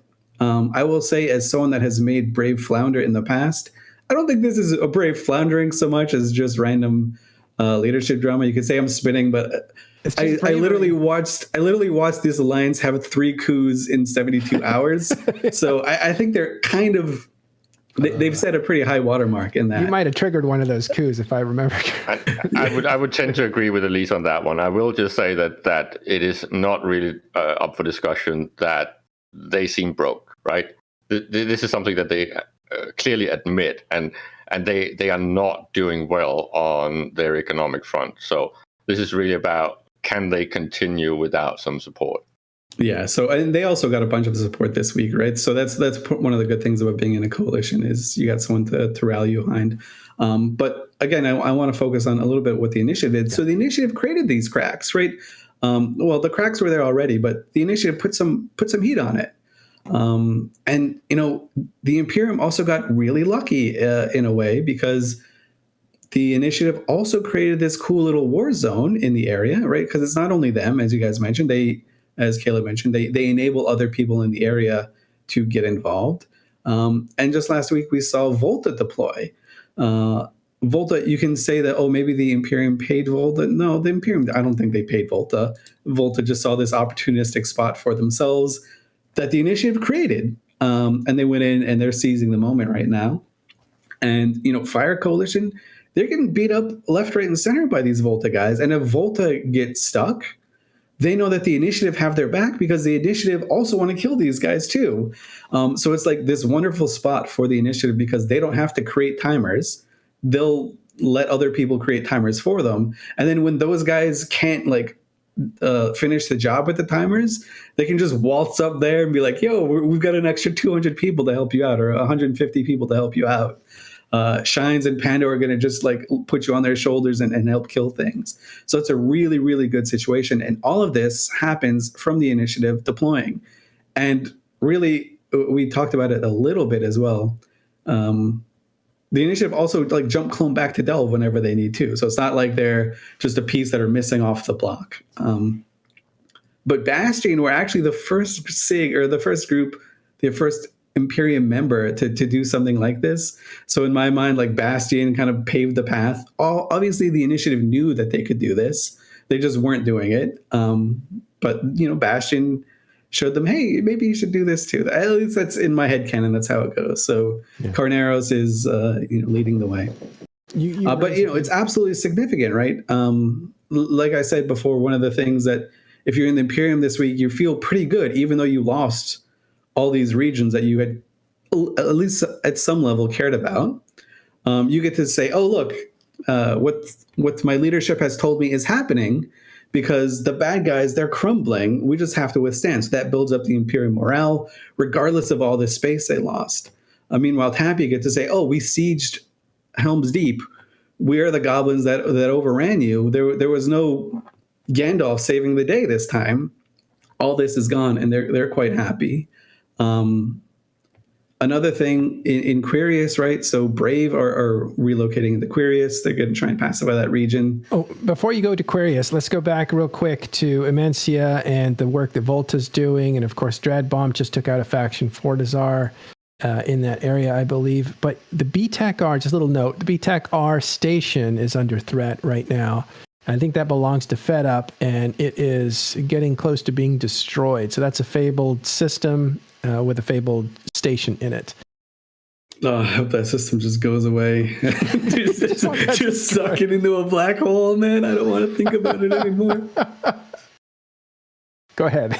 Go back to Aquarius. But yeah, so all of that stuff that's happening, it really is from the initiative laying the groundwork for it to happen, right? Because there was cool stuff going on up north. You had Volta kind of controlling the area. You had Frat versus the Freemen of the North for quite some time, which is still ongoing. But it looked a little bit more fun. But then initiative just shows up, lights these fires, and now suddenly unaligned people or half-aligned people get to have fun in that area. So it's good news for the Imperium. They got to be like just saying thanks to the initiative for doing the work on this one. But there are positives for Pappy as well, right? So you have Brave moving into Quirius. Siberian Squad are kind of screwed, and I hate to say it this way, but in a month, I don't think Siberian Squads are going to be in Quirius. I think they're just being tragically misused right now, right? So if you're in the Imperium, you get a little bit lucky with Volta deploying, you get a little bit lucky with Siberian Squads coming to your side. You can say, oh, these are machinations that the Black Hand put into play. No, it's literally just pure luck. These guys want to swap sides. But it's oftentimes better to be lucky than good anyways, right? But you have to use these as a really good resource. And throwing Siberian Squads into Quirius, it's just going to be a disaster, man. They're moving into the GOP Keepstar. The GOP iHub's gone now, right? So that's going to be the first target for Pappy, right? They're going to lay siege to this thing. Now your Siberian Squads, you just moved all your shit here and it's being attacked. It's hard for the Imperium to get there, number one, and it's a little bit easier for Pappy to get there. So what's going to happen? What are you going to do? You're just going to deploy to GOP and then move again? Or are you going to move to Lowsec and start to harass Quirius because you want to shoot Brave? Like, I don't know. I think if you're Siberian Squads, you have Hanzo, a very accomplished FC. You have these guys that know what to do.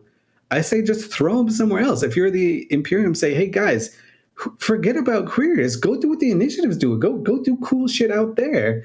Go do hood rat stuff somewhere in the north. Go do something. Make some waves for me. Please, because the Imperium needs some waves outside of Delve so they can help stabilize a little bit. Right. So Caleb just crashed. His internet went down. He may be back if he gets a chance. Well, what do you think? Oh, go ahead. So I was going to say, like, just my take on the wars so far. Pappy in Delve, thumbs up. Pappy outside of Delve, thumbs down, right? So it is kind of, it feels a bit of a, as Caleb put it, a bit of a stalemate still.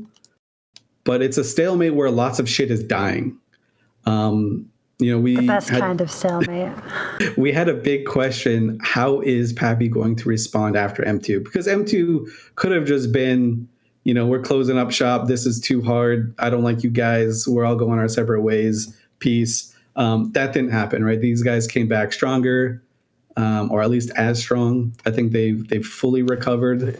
They appear stronger to me. Yeah, in terms of morale, I think they've recovered. They've taken more space after M2 than they did before M2 in terms of delve.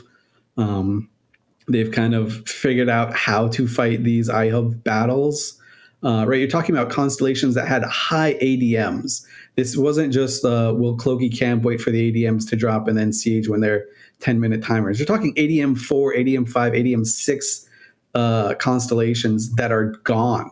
That Pappy were able to take in just one fell swoop, and they responded really fast. They've kind of got this figured out. They figured out the play. Now the ball's in the Imperium court is how are they going to respond to this? Yeah. Do you think that so the M2 happens, that they really stop momentum from Pappy inside of Delve?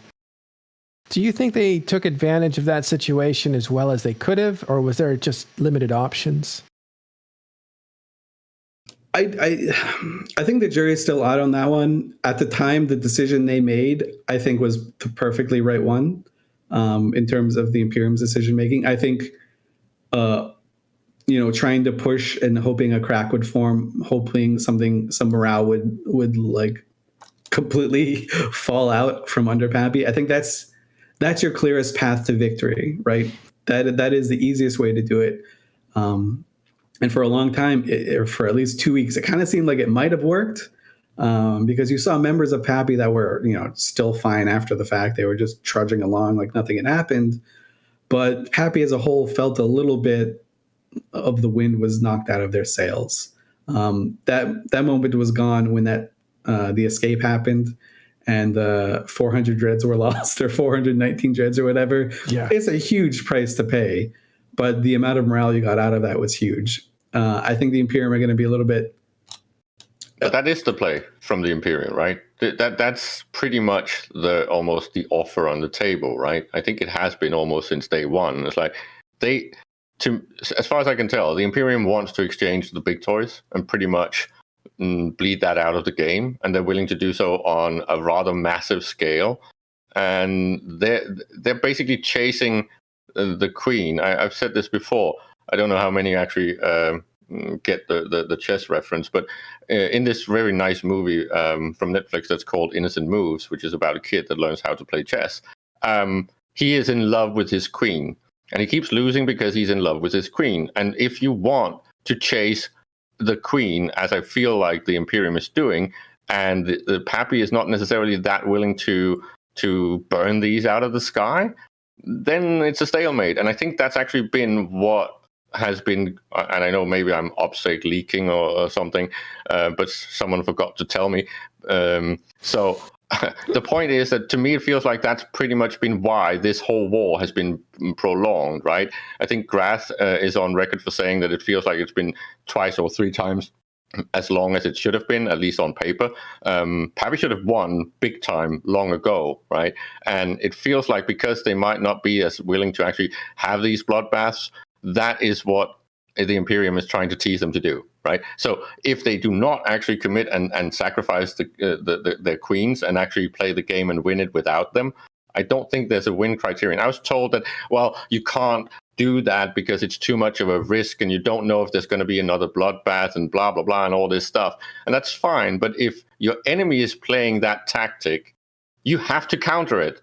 If you don't, you're just going to prolong this because, again, on paper, and yes, Pappy has been progressing, but comparing it to how much bigger and stronger and how much of the benefit they haven't progressing at the pace or the speed that you would expect. They should have won already.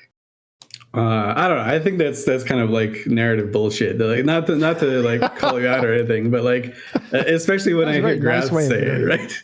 Like, oh, you should have won already, so we're winning. I think that's complete like bullshit. But I will say it is a far way away from being finished. I will make a prediction in the next 2 weeks. I do think that we're going to see supers and titans used by Pappy and the Imperium won't be able to counter it. Probably Inquirius, right? I think GOP is probably going to be an area where Pappy are a little bit more encouraged to use those toys without having to wait for the jammers to go up, right? That slow, methodical approach. I think they're going to give up a little bit. I frankly think they have to. I don't think they can wait for these jammers to go online before they start making moves. And I think Queries provides a great opportunity for it. It'll help stabilize Brave. It'll help stabilize the people that are leaving from Catch and moving to Quirius. And it'll work on the momentum that Pappy are making, right? I think it'll be a tragic mistake and a misplay, not a disaster, but a little bit of a misplay if Pappy don't show that they're willing to throw all their toys down. Because I think the morale is so high right now in Pappy that the Imperium won't be able to answer, just in terms of numbers. All right. So what the Imperium has done masterfully before M2 is they were able to whittle that number advantage down to about an even field. And then they happily took a 1-versus-1 trade. Then they happily took just an absolute massacre after the fact. And that's their game plan being acted on perfectly. Are Pappy going to fall into that trap again? I certainly hope not. As someone who now has a Ragnarok, I don't want to jump in and die.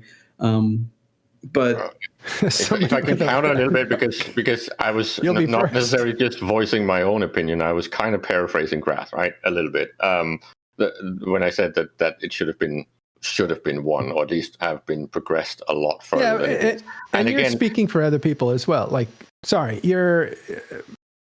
I'm just want to make room for Caleb here. Like, his point of view isn't singularly his. He's also reflecting stuff that we hear from the Imperium. I've heard a lot of talk. And I will mostly reflect things I hear from the Imperium that I think actually sounds reasonable and true. And of course, you can then blame me for being a fan of Goons, but I have been since they did noob ship balls around space, which I think was the most hilarious thing that's ever happened in EVE, and I still miss Burn Jita. All these things that Goons have done have been fun to watch, and then socializing with the actual Goon guys have actually convinced me that they're really good EVE guys to hang out with. So again, yes, I am a fanboy, and yes, I am part of the INN aspect of the Imperium. But that's as far as it goes, because I'm basically neutral. And if I could make my trillions back by actually betting against Goons, I would. And I would call on Elise to help me do this.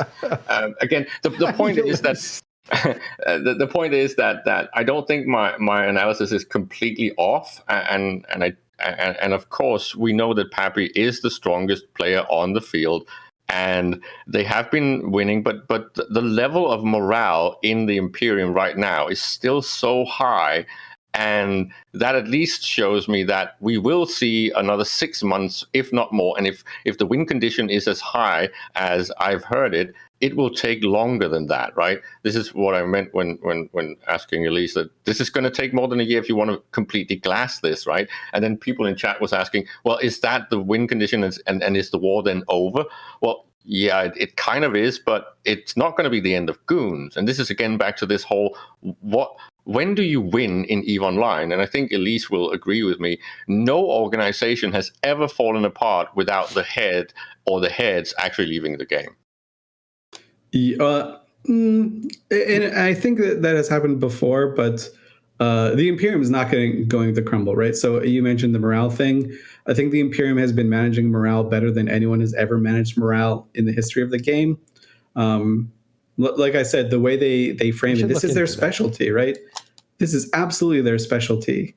But can I ask you, are there additional things that are happening now that allow that to happen as opposed to in the past? Like, is there anything new on the board that has made morale management better?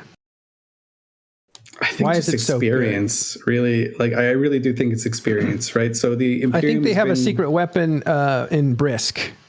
What do you think?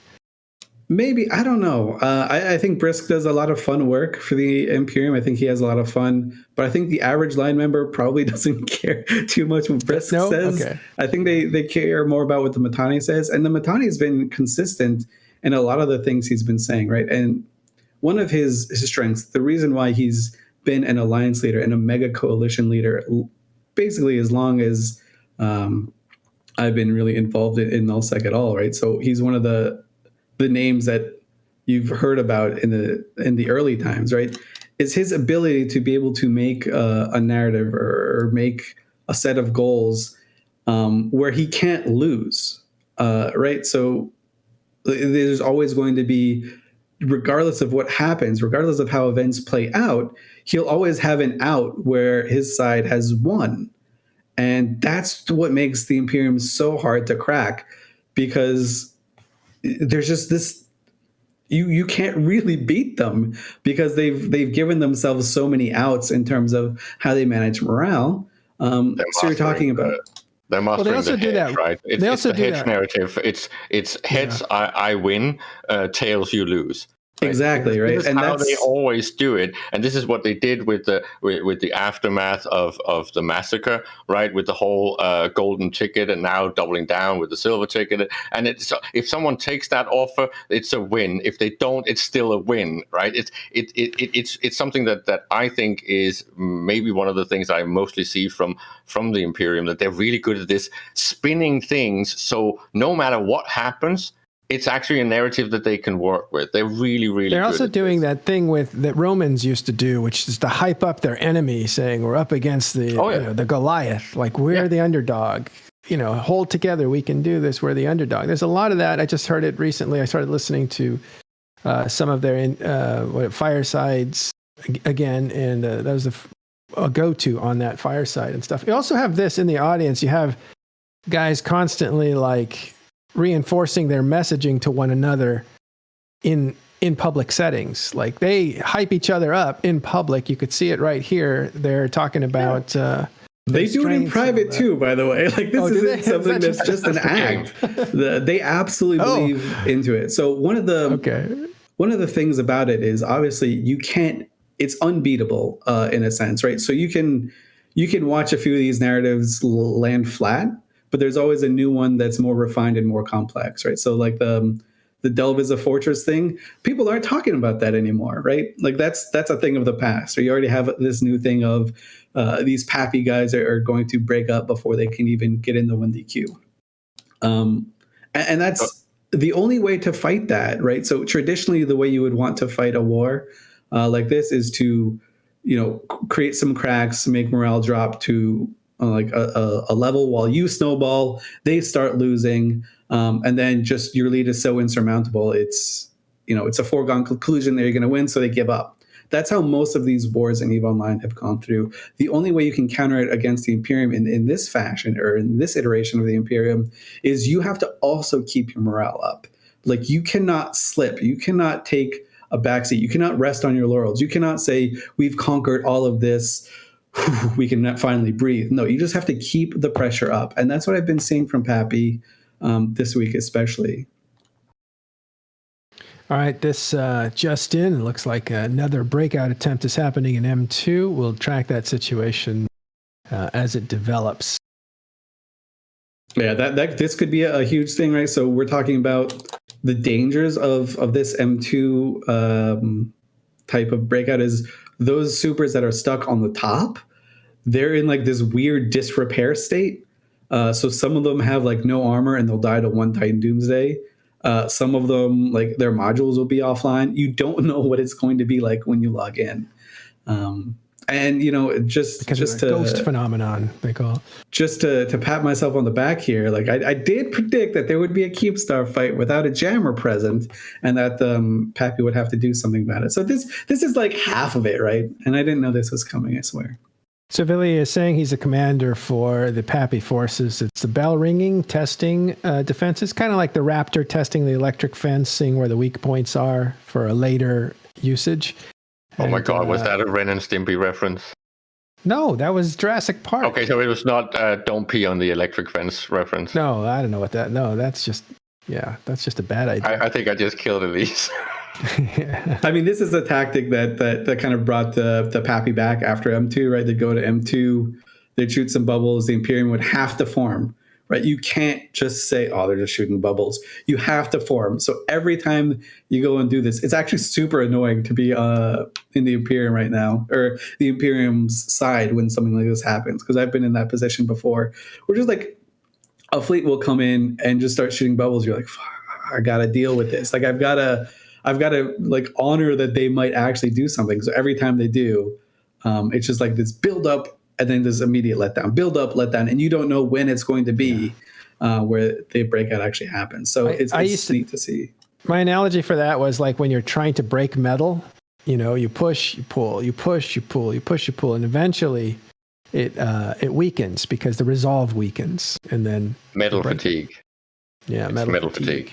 Yep, and this is Pappy trying to get something out of the M2 Hell Camp, right? This is them trying to just make that negative into a positive, right? So they took the systems behind E30. That's the one thing they did, and now they're just trying to fatigue out in a way the people that are maintaining the Hell Camp, or at least to maybe not fatigue out, but they're just trying to make it really annoying, right? So this is the cost, and you like to see it because you're keeping your opponents honest, right? They don't just get to aimlessly man this huge morale Hell Camp. They now have to work for it too. So it's good to see. You like to see it. It also gives you morale, because sometimes, especially where Pappy is right now, I think they've got quite high in terms of numbers, in terms of just fleets that they're fielding. They are honestly feeling like they're winning, right? We talk about how this war is so weird, because you could pull any line member out of any of these groups and they will honestly say, yeah, we're clearly winning. Are you dumb for asking? Like, yeah, we're winning. Yeah. So you can just grab an Imperium member and a Pappy member and be like, yeah, you winning? Yeah, we're winning. It tickles me that's like one of your go-to observations, because it's so rare. And that's why you see such commitment on the battlefield for this war. But so this is a good position for Pappy. Well, in Delve, right? I think Pappy are in lots of good positions in Delve. Outside of Delve, I think it's a little bit shaky. But in Delve, you get to essentially like kill a fleet, maybe, or maim a fleet, probably, because hacks are really hard to kill. You can maim a fleet anytime you want by just pinging an M2 thing. The Imperium are going to have to form. They won't have the option to have like as huge a form as they want. So they'll have to pay the blood price for it a little bit. It'll probably be like a 60-40 thing. You're not talking about like an 80-20 thing. It'll be 60-40, but that helps build up your Pappy numbers. But a second side to that, Elise, when you say that everyone almost humorously is saying that they're winning, well, this is back to something that Dunk is almost famous for, right? Fun per hour. People are having fun still, and it's not as and this is one of my pet peeves. It's still not painful enough for it to matter. That means that it's fairly easy to keep morale high because everyone is entertained. Every time I talk to Imperium guys, they're having an amazing time with this. It's challenging. It's people that actually come and show up to fight, at least more so than during peacetime. So everyone is excited. Everyone is having fun, even when they're losing stuff, because, and then it's back to the whole Brave thing and the famine, they're not losing it proportionally fast enough to actually make them want to tap out. Yes, okay, Brave might look like they're about to tap out, but if they get a little bit of a cash injection, they're back in the game and they are having fun. They will not be dropping out. They're not going to betray their friends. And there's also solutions like war bonds, and then there's stockpiles upon stockpiles upon stockpiles in this game. So it won't be over because there's still plenty of time to have fun for everyone. Again, you have to see the entirety of Delve could be glassed almost to like a burning cinder. And if just 60 or 50% of the Imperium is intact and playing, they're still having fun. Yeah, that's actually one thing, right? And I think it probably discredits the Imperium a little bit to say it's easy. I don't think it's very easy to do. I don't think any other group in EVE Online could make it look as seamless as the Imperium are making it look. But their members are absolutely having fun. They are really enjoying things. Same with, obviously, Pappy members, right? So the leaders of both of these groups are still, months after this has started, still able to frame what's going on in a positive light for both of their groups. So both groups are still saying, "Oh, we're doing great, guys. Like this is how it's supposed to be playing out. Yeah. We're still on the right where path. we want to be." And every time I die, it's for a good cause or it's for a good reason, and we got blank out of it. Like we got something out of it. So that's a huge thing. And I have to mention this at least because it's kind of one of my shticks, right? Until we have losses on a monthly basis, that's 3 to 5 times the revenue profit that is generated by TTT. This war is just fun. It's just for funs and giggles, right? Because it's not going to be tearing into anyone's existential. It won't be an existential threat, right? So we need to reach that level for anything to be meaningful. And yes, recently we've seen some of that tick up to a level where it kind of, as I jokingly said, now it looks like a war, but it needs to be consistent. It needs to continue week after week, month after month, hell, even day after day, right? And if there is more grind and crabbing being done and more revenue streams from rental or TTT money or the occasional sneaking out and getting some raw materials that is actually still happening in Delve, then it can go on forever. It will be a forever war. And I think that probably plays into both people's hands, right? So this is where, and we've kind of talked about it a lot, so I'll try and wrap it up after this, but I think this is where everything's all screwed up, right? Because both sides want to lock horns with the other sides and make them go broke or make them lose their coffers, right? So the Imperium have this view that Pappy and their groups will go broke first. Pappy and them have the view that Imperium will go broke first, or that their coffers are not as deep as they're saying they are. Right, so you have these guys that are willing to lock horns in this crazy forever war of just destruction on a scale that we have never seen, in order to deal body blows when both sides are just going to get so bloody that they're not going to be able to punch anymore, and they're just going to be smiling, blood on the face, like, "Oh, we got it, we're doing it." So it's just such a weird, funny type of interaction, and it's not going to end in 6 months, right? It's not going to end in a year. The Imperium is going to stay in Delve as long as they want to stay in Delve. That's part of the reason why Delve is such a cool region, because it's got NPC stations to live out of. But eventually, they're going to have to make a decision. If they leave Delve, which is a big if, right? It will be because they made the decision to leave Delve, not because they were forced to leave Delve. Yeah. So I'm getting on grid now. There's some interesting terrain going on in this. First of all, there is tie-dye in the staging systems as people are getting ready to come into M2. Whether this is a false alarm or not, people are taking it seriously, as Elise explained. But also there's an electrical storm in the area over both staging grounds. So that's knocks out cloaking devices, so you can't just sit there and hover. You have to move around. And that's going to complicate things as an electrical storm kind of goes through Delve at this time. Yeah, I think there's two. I think there's 2 storms that is actually going through Delve, and sometimes they overlap as well. One does cause the important one is the one that causes no cloaking, I think, because that kind of screws up people. Yeah, as they move sinos and stuff, or scouts. You can see someone will jump a falcon or a rapier into a system and try and warp off and get tackled by an interceptor because he's trying to hit that cloak button. He's like, "Shit, why is it not cloaking?" So I've seen that happen a few times. Luckily, I haven't been the one that has done it. I almost got caught because I'm just atrociously bad sometimes. I do want to share just a fun story that I had because Mr. V, when I was FCing in EVE Online actively, Mr. V was he was the Mount Rushmore. He was the hardest opponent I could ever face. And so I've memorized all of his characters. I know how he plays. I know his style of play. And, since then, a lot of that knowledge has been forgotten, or at least not really followed up on. Right. So the people that are fighting now, a lot of the times they probably haven't fought Mr. V before. And he's really come into his own and really stabilized the EU time zone for the Imperium, because he's just a living legend that has just come back, and he hasn't skipped a beat. So I spotted one of his alts in an interceptor, and he has a lot of alts that are in interceptors and cheetahs because he likes giving himself his own warp-ins. Like that's just part of his style. He doesn't want to communicate to someone else, hey, I want to be exactly here, because by the time you make that communication, you've lost that advantage, especially when hacks move so fast. So that's what he does himself. So I spotted his inner self there that he would get to do a warp in, and he went to a Fortizar that had no core in it, which means he couldn't tether, which means if I ran up to him and locked him, he would have to either fight me or die. And so I was like, this is it. I'm going to go and I'm going to kill this Mr. B scout, and his entire fleet's going to be like completely screwed because he's probably got like 5 clients up, so he's not looking at this one.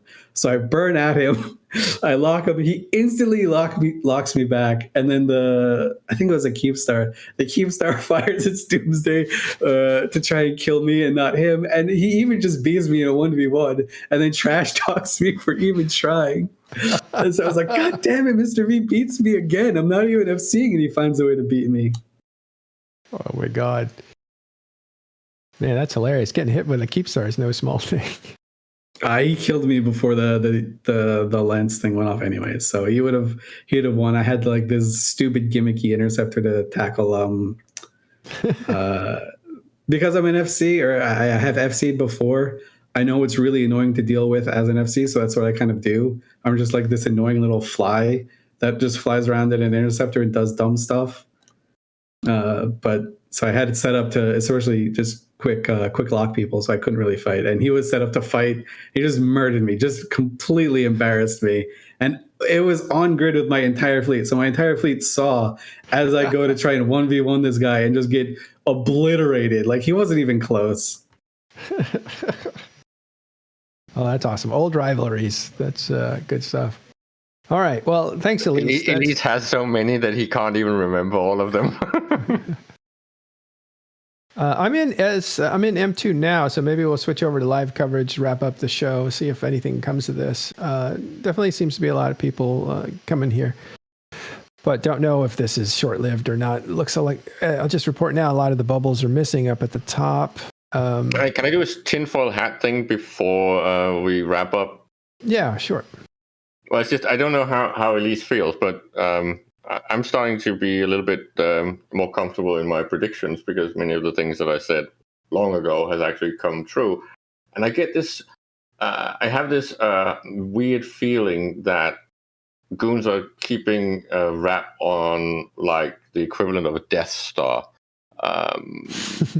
I know that sounds like spin, but since it's never been coming out from anyone in goons, you can't really call it goon spin. But considering the wealth, and I think I have been proven in the wealth level of the Imperium, and I have extensively covered the fat years for the Imperium with number crunching.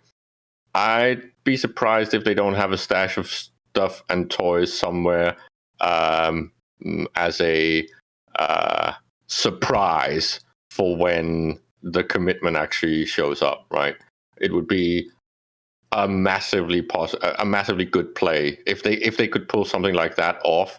That would be a strategic, really huge thing, right? That suddenly, like, they have way more Titans than were known about, or way more dreads on standby that suddenly just gets dropped on a situation where basically Pappy look like they're supposed to win and make a bloodbath out of goons. Something like this, which could, in my opinion, flip morale a little bit. I know that morale is high, and I think it would stay high, but it would be a bigger win than anything that they have actually pulled off up until now. And I just suspect that something like that is actually the case because they had so much money. So do you think the war bonds is just a bluff? Yeah. I literally think it is. It's just to handle things like the SRP money.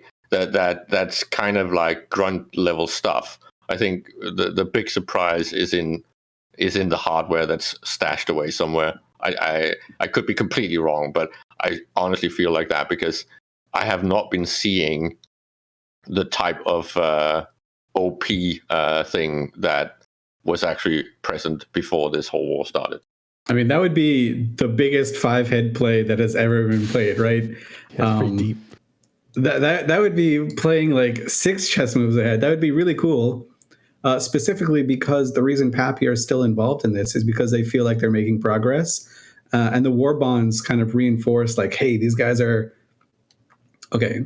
So the war bonds things reinforce the idea that Imperium line members are incredibly rich, but the institution of the Imperium is not more rich than everyone else, or as people think they are. Right? The real wealth is in the members. So if the Imperium says, okay, well, we're going to really play into this, and suddenly we're going to drop our secret, never before seen super fleet on them in our darkest hour to obliterate them from existence forever, that would be hella cool. I'm going to put that as like a 5% chance of happening. But the fact that it's even 5% is kind of a testament to it as well. Like, you don't really know how this is working. I will say, in the lead up to this war, there was some talk of people fairly high up, right? I'm not talking about like the Gobbinses of the world, but there are some FCs and people types saying, shit, these guys are making so much money. What happens when they just build a second super fleet as big as the one they have in Delve and just park it in the north? Like, what are we going to do then? So that was kind of like the rumbling there. So I guess that kind of plays into what you're talking about. It just feels like a play. And again, I know it's a complete like tinfoil. And I did say that it's tinfoil. It's just, there's something in my gut that tells me this is something that I would have done if I was in leadership during those incredible fat years. Like, they had money coming out every orifice. It's like, it was not even funny, right? It was almost ridiculous numbers. And if you were going to plan for a rainy day, or the situation where, well, suddenly the entirety of Eve is attacking you again, which is not something that hadn't happened before, I would put away a stash of that if I could get away with doing it without anyone noticing. So the question really is, how could that be done? And I know that, as Willie has pointed out, keeping an eye on productivity and who's building what, where, and spy networks and all that. Yes, it's effective, but there are counters to these things.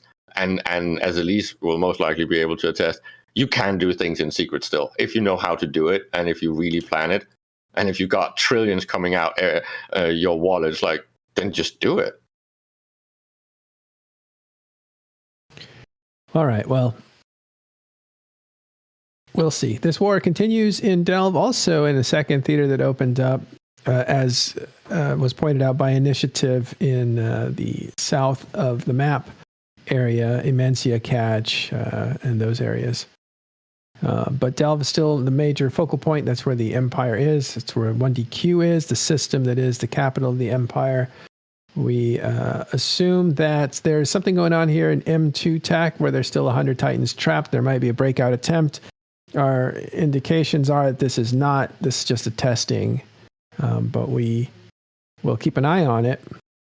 Tie-dye is at like 10%, and it's essentially a slideshow. Locals at about 1750. So it's, I don't know why it's lagging so hard. This is capable of going up to, oh no. This is capable of going up to 5,500 at least, right? Yeah, well, a little bit less than that, as Pappy found before. But it generally does depend on the activities that are going in. Generally, when people are starting to jump in, I know there are carriers on grid that are going to be throwing fighters at these bubbles. So that does create, like, that pegs it down low for a little bit. But eventually it'll hopefully stabilize.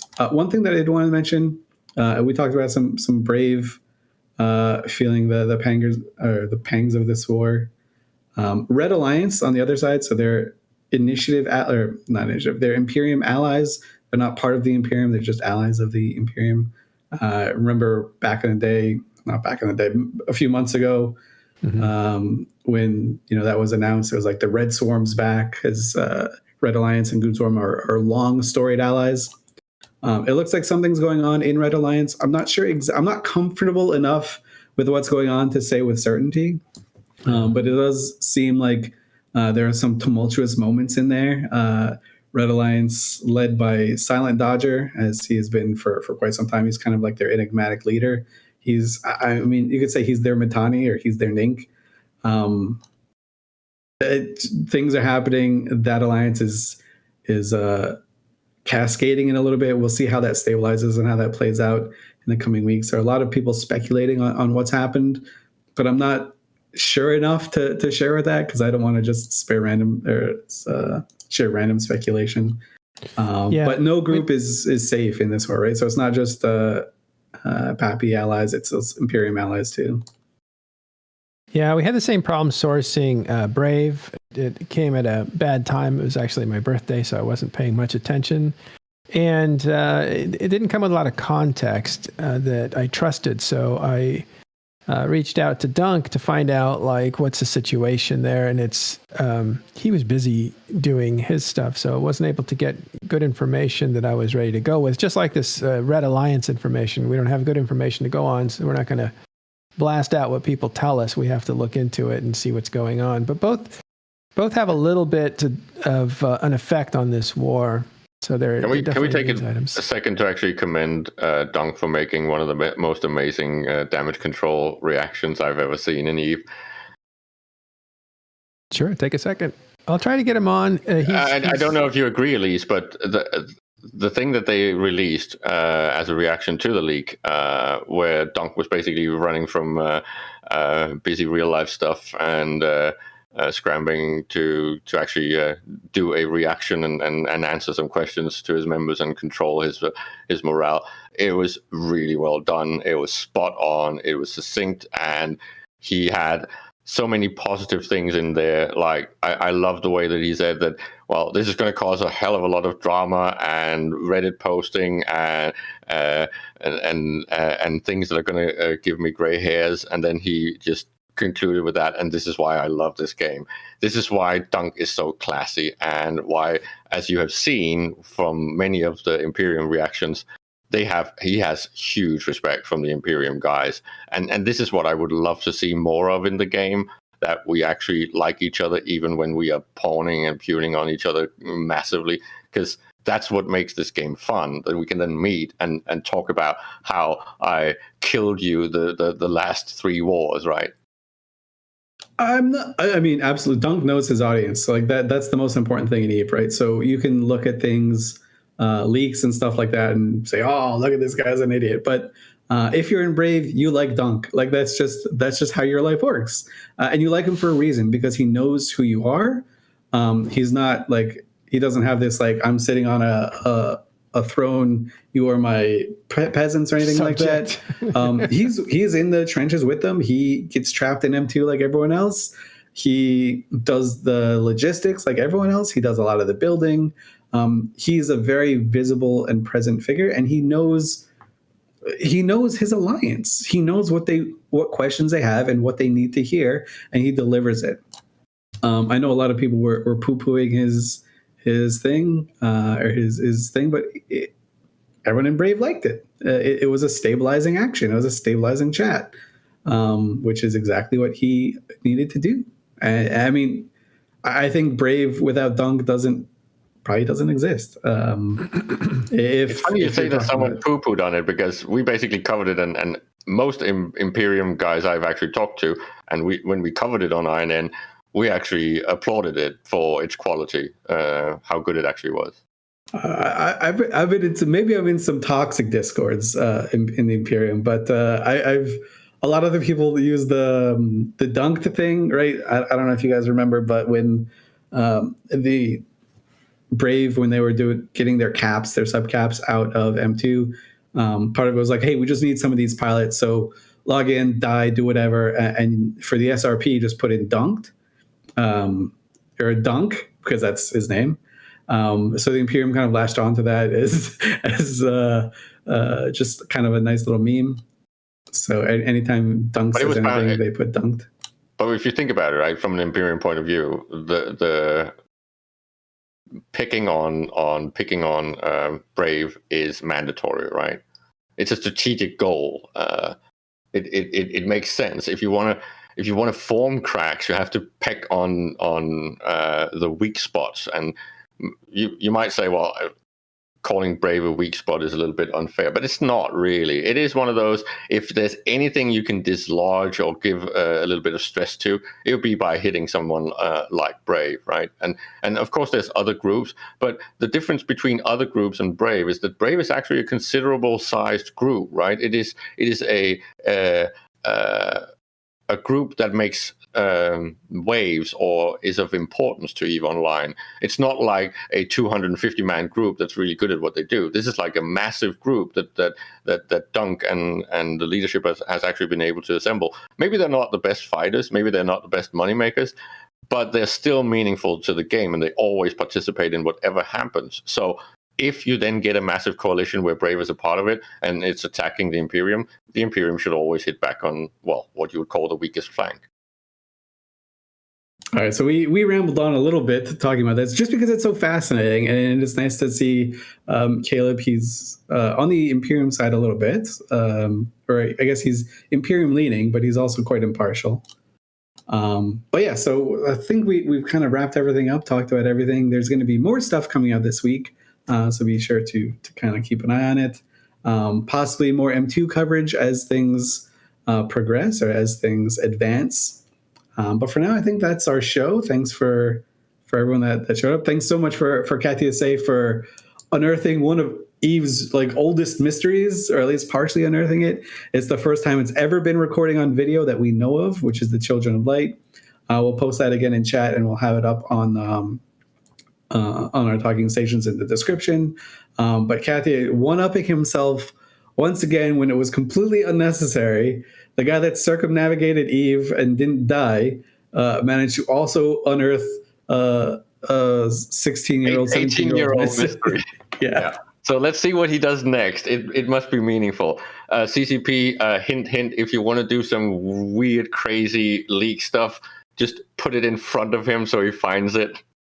Yeah, or just like dangle it somewhere there. Like maybe just send him an Eve mail that he thinks goes out to everyone, and he'll be like, "Oh, let me follow this trail." Let me check this but out, anyways, let's see where this rabbit hole goes, and then he just launches the entire new storyline of a game. Formidable. But anyways, this was a lot of fun, guys. Thanks for hanging around. Thanks for listening to our nice little rambles. Hopefully you guys feel a little bit more informed. And we'll see you next time on Talking Stations.